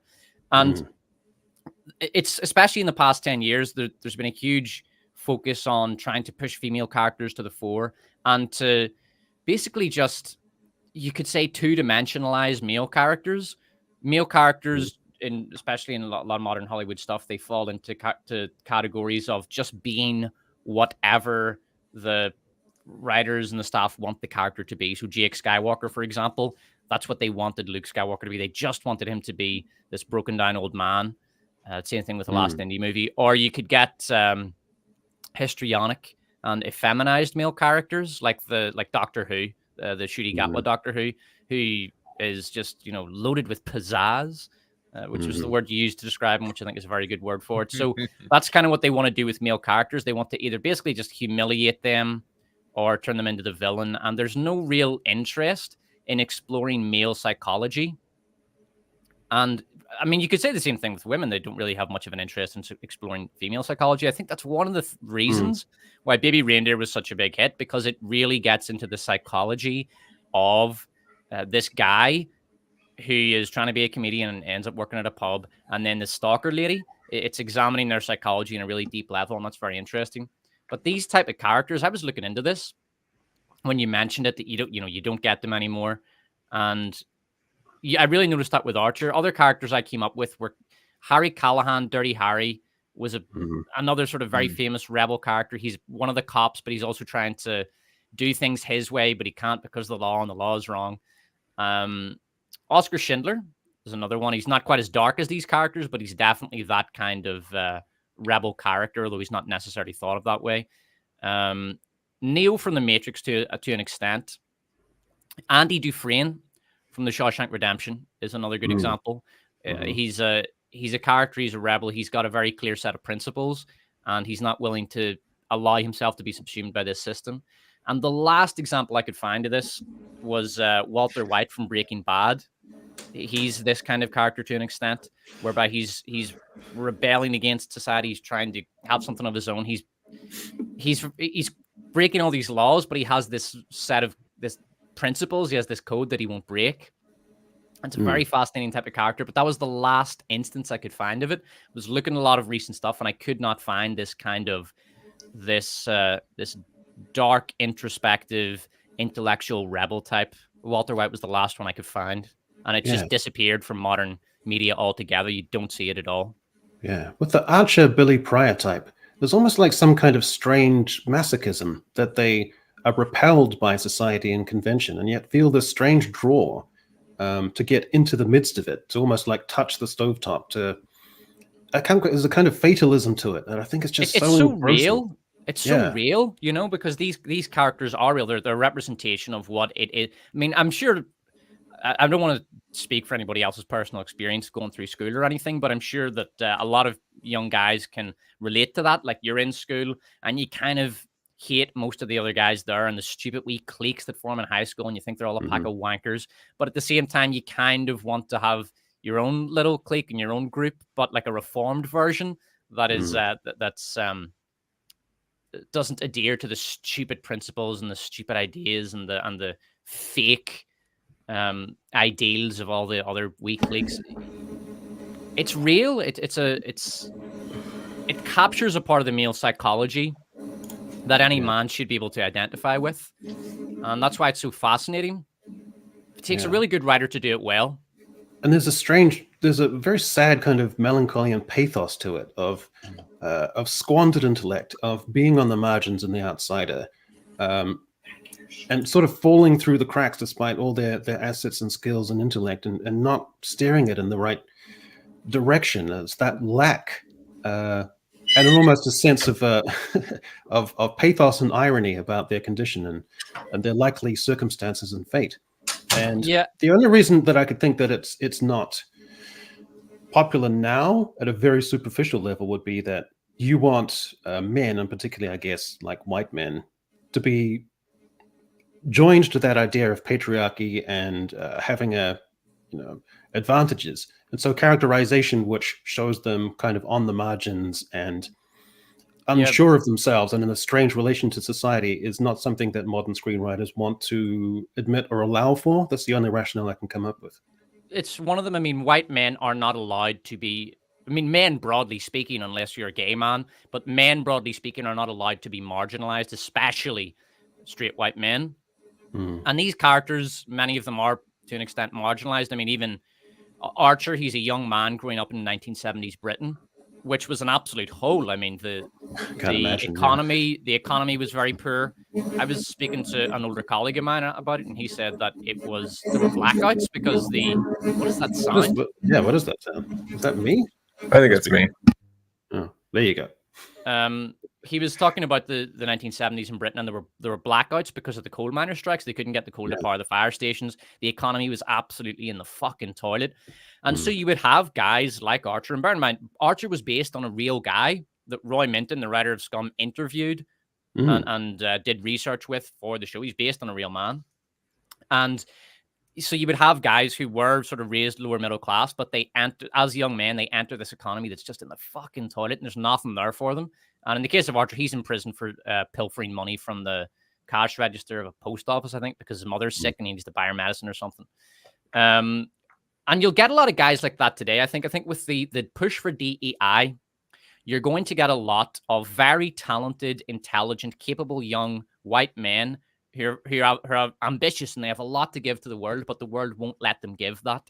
And they will end up feeling bitter and disenfranchised, but they'll also have a strong desire to reform this utterly corrupt system driven by the DEI agenda. So you'll get a lot of men feeling like this, but they're not going to see that represented on screen because, again, white men aren't allowed to be marginalized. You can't have a movie about a guy who goes to work for a company who keeps watching incompetent gay people and black women get promoted ahead of him because he's a white man and he's not allowed a promotion because DEI, and he is marginalized. He's literally maybe pushed to the margin of the office, and you could use that as a sort of symbolism of his marginalization within the DEI system. But you can't have that because your relationship to society today is based entirely upon your immutable characteristics, which is one of the reasons why you can't have these characters anymore. But they are really, really fascinating characters.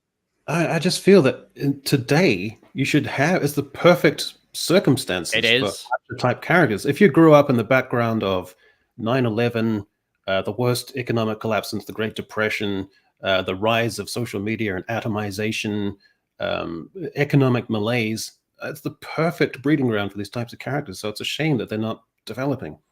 It's a shame. So it's fascinating to me, these types. Movie Stink, what's your sort of vibe about these types of characters? Do you recognize with them or empathize with them? That whole Catcher in the Rye kind of vibe, you know what I mean? Oh, absolutely. Yeah. I mean, I grew up watching some movies, like when I was 12 years old, not understanding why I was connecting with them because I was like, why do I? But I think these characters too, like even if you were to be able to modernize it and like have a black person play this, it would be about their plight being black and not about their plight as a man or anything. Like you can't even do that. So that's right. It'd be overly informed or primarily informed by that, which would eclipse those more subtler themes and interesting.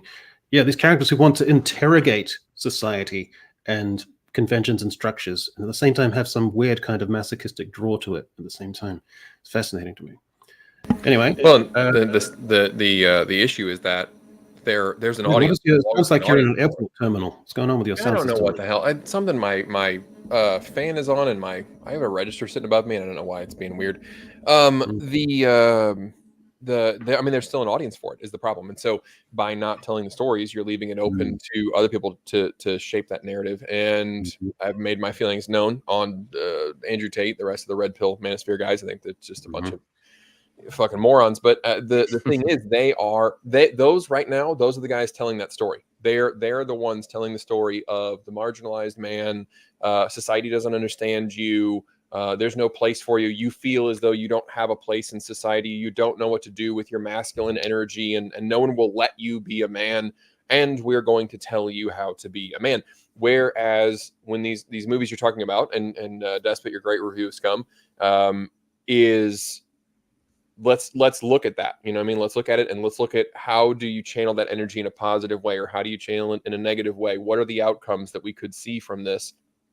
But instead, since Hollywood refuses to tell these stories, all you have left is Tate saying you need to do a cool drone shot of nunchucks on the front of your boat and bang a bunch of bitches. That's how you express yourself as a man, because society won't allow you to. And that's the only voice that there is. And it's fucking sad. By the way, just jumping on what Greg was saying, you can join Andrew Tate's Hustleversity for only $50 a month. Oh, God. Top G. Box office brawler, $9.99. Hello, gentlemen. So glad it's Echo Chamber time. Echo, I'm taking a 2-week trip to New Zealand in December. Any chance we can meet for a beer on me? Would definitely be a highlight for the trip. Thanks, guys. Well, no, I can definitely tell you what would be a low light for the trip. But if you're paying for the beer, then absolutely. Let's get something together. So that could be great fun. Yeah. All right. Well, now, so we all know that Hollywood is in a malaise and terrible state, but we need to know who's the worst culprit.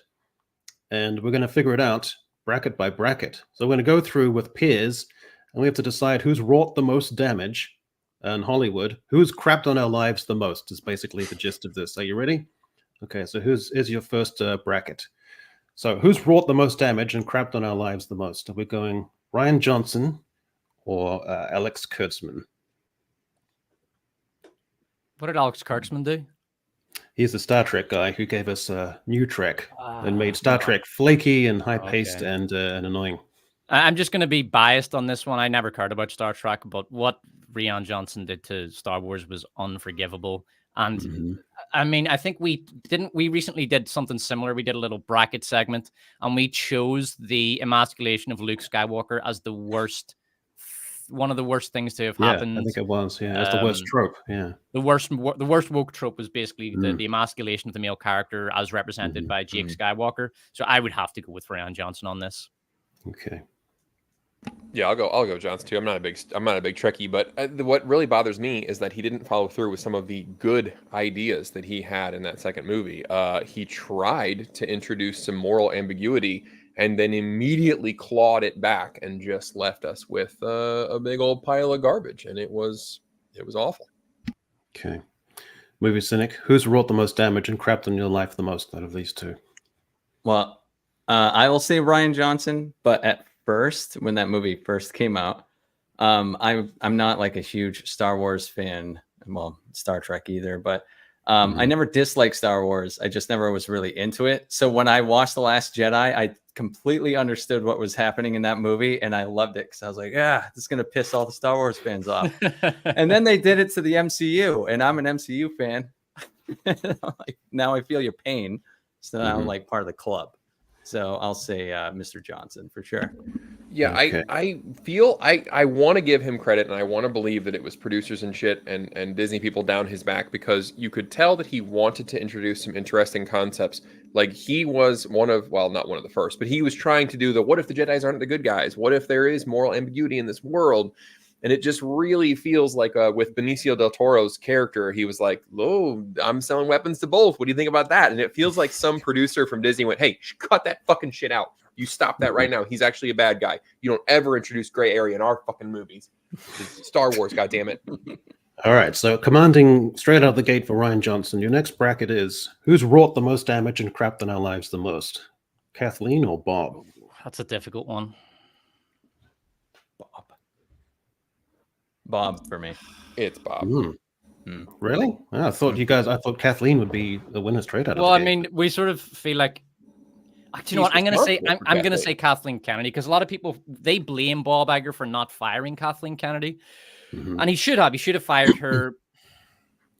But when you actually look at the numbers, it would have been very difficult for him to justify a firing until really only a couple of years ago. So, for example, the Star Wars sequel trilogy, although it lost a huge chunk of its audience over the course of the trilogy, it still made billions of dollars. And Rogue One was another big hit. Only Solo flopped during that first phase. And then the TV shows were terrible, but Mando season 1 was a big hit. That was actually the most popular TV show in the world at that time. So just from a purely commercial perspective, Star Wars didn't absolutely fucking tank really until around, I think, Boba Fett. So Boba Fett came out, that tanked. Obi-Wan was an absolute disaster, that tanked. Ahsoka, absolute garbage. Mando season 3, absolute garbage. So I think their last 4 TV shows, if I'm getting them all, have all tanked and they've all been thought of as terrible. I mean, even Andor, very good show, but it also flopped. So I think Star Wars are now on 5 flops in a row. The Acolyte will be 6 flops in a row for them.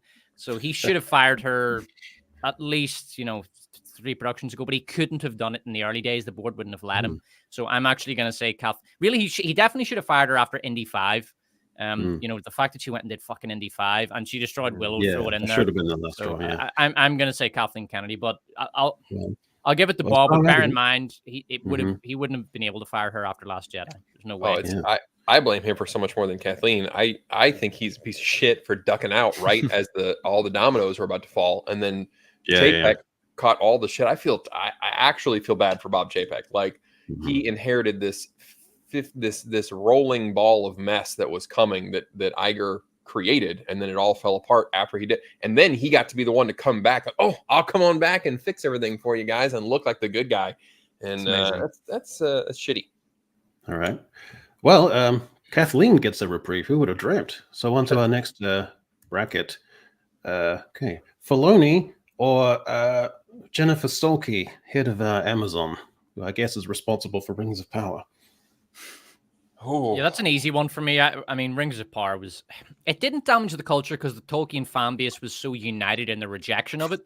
The Tolkien fan base is the best fan base. So I feel like she tried her best to just take a fucking bat to Tolkien's work and failed miserably. But I'll give it to her just for the effort. I'll go with that too, because I think the difference is the attitude. She clearly hates Tolkien and his work and his fans, whereas Filoni, I think he likes Star Wars. I think he's really a big fan. He just doesn't always execute as well, and his heart's in the right place. So I can't be too mad at him. Okay. And I'm a bigger Lord of the Rings fan, so I'm going to go with her. Yeah. Okay. Jennifer Salke advances, and that takes us on to next final bracket, which is Russell T Davies versus David Zaslav. Who's wrought more damage and cramped in our lives? What did David Davies remind me of what David Zaslav did? Saved us from Batgirl. Yeah, didn't he cancel Batgirl? No, he stopped us from the awesomeness that would be Batgirl. We couldn't make videos based on Batgirl. You son of a bitch! You took my work away. Exactly. It's how I do my best work with these shitty movies. But remember, Greg, David Zaslav greenlighted the name change from HBO Max to the new name. What is the new name, by the way, Greg? I forget. I'm not even sure.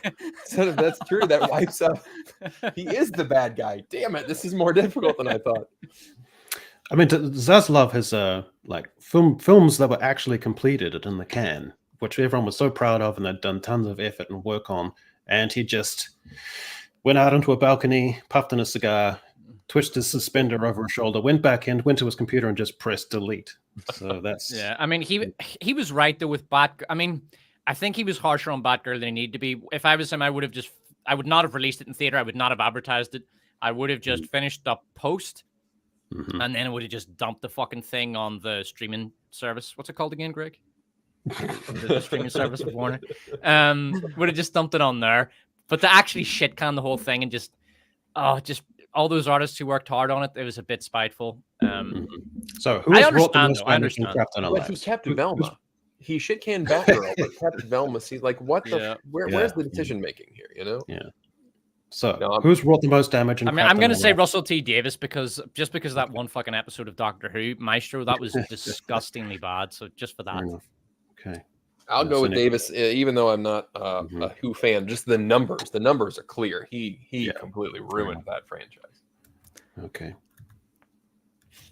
All right. So Davies advances, and this takes us through to our semifinals.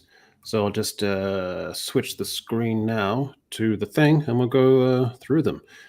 So you have our first quarterfinal is Ryan Johnson versus Bob Iger. So who's wrought the most damage and crapped in our lives? Who's the boss? Yeah, I think Iger's going to go with it because everything else happening at Disney is ultimately his fault. It's got to be Bob Iger. Really? All right. You guys are pretty emphatic about this.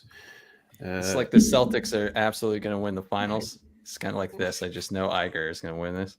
All right, and that leads you to you've got Sulky versus Russell T Davies. Man, that's a hard one actually. Russell T Davis is a nasty little fish, but he is just a little fish, whereas Jennifer Salke is a big bad shark. So I'm going to give it to her. 60 years of Doctor Who continuity and high ratings, and it's just one show, but I mean Jennifer Salke is the head of that whole studio. And her work is only just starting. She's going to give us Tomb Raider by Phoebe Waller-Bridge, and that's going to be fucking horrendous. So I'll give it to her. Yeah, just bearing, I will award it to her. Giving her credit for the absolute shit show that will be the Tomb Raider in advance of its release, kind of an advance payment. All right, Greg, which one, Sulky or Davis? I'm assuming that she has got to be over. She's got to be responsible for Wheel of Time, and that was really bad as well. So yeah, no, she's gonna fuck up Tomb Raider. She did fuck up Wheel of Time. No, it's her. It's Sulky. All right. Okay, here's your grand final. I need to hear your rationale. So Bob Iger versus Jennifer Salke. Who's wrought the most damage and crapped in our lives?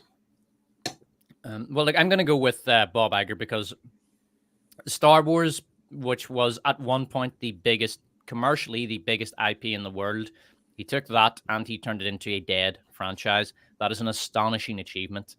Marvel, at one point, the biggest franchise in the world. Disney have driven it into the ground, and it has maybe one big hit left in it, and then it's done. So, and that's before we even get into the quality, the absolute shite, and what he did to all of the characters in the MCU. It's got to be Bob Iger, man. Oh, I wanted to go with Salky because she turned Perrin Ibarra into a whiny, mouth-breathing little bitch that had a wife for some reason, and he killed her. And there was a lot. Turn Matt into a gambling piece of garbage instead of the hero of the red band that he is, Red Hand. But you're right. The numbers the amount of equity and momentum that Iger destroyed, it's stunning when you really look back on it. So you got me. I'm going to go with Bob. All right. Right. Cynic, really it comes. Oh yeah. So Cynic, what's your view? What one are you going for? Oh, it's Bob through and through. He ruined my favorite IP. Wow. And then all kinds of other people's favorite IPs. And the worst part is he got us excited for a while and actually had us really excited and happy for the longest time, for like years, and then completely pulled everything out. So it's him. It's not even a question for me. Well, I'm impressed by how far Sulky got.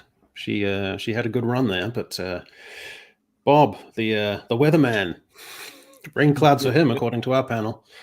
So yeah. So according to our panel, and this is official statistics from our panel, Bob Iger has wrought the most damage and crapped the most in our lives.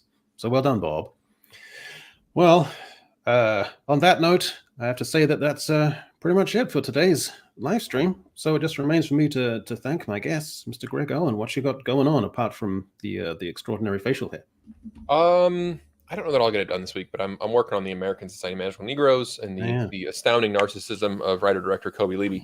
But for sure, on Monday, I'll be talking about Disney again and their attempt to tell stories from Africa. They had a couple of animated shows, and I also had a live stream guest from Africa, Mel from the Mailman channel, and we talked about storytelling there and what works and what doesn't and how they're trying to export it. And it's a pretty exciting video on Monday.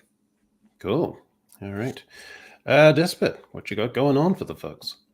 I'm working on a long-form review of Three Body Problem, Netflix Three Body Problem, and that'll be an interesting one for me because I generally, these days, I'm quite good at guessing how well my videos will do. So my Scum video, I knew that was going to flop. I knew my June video was going to bomb.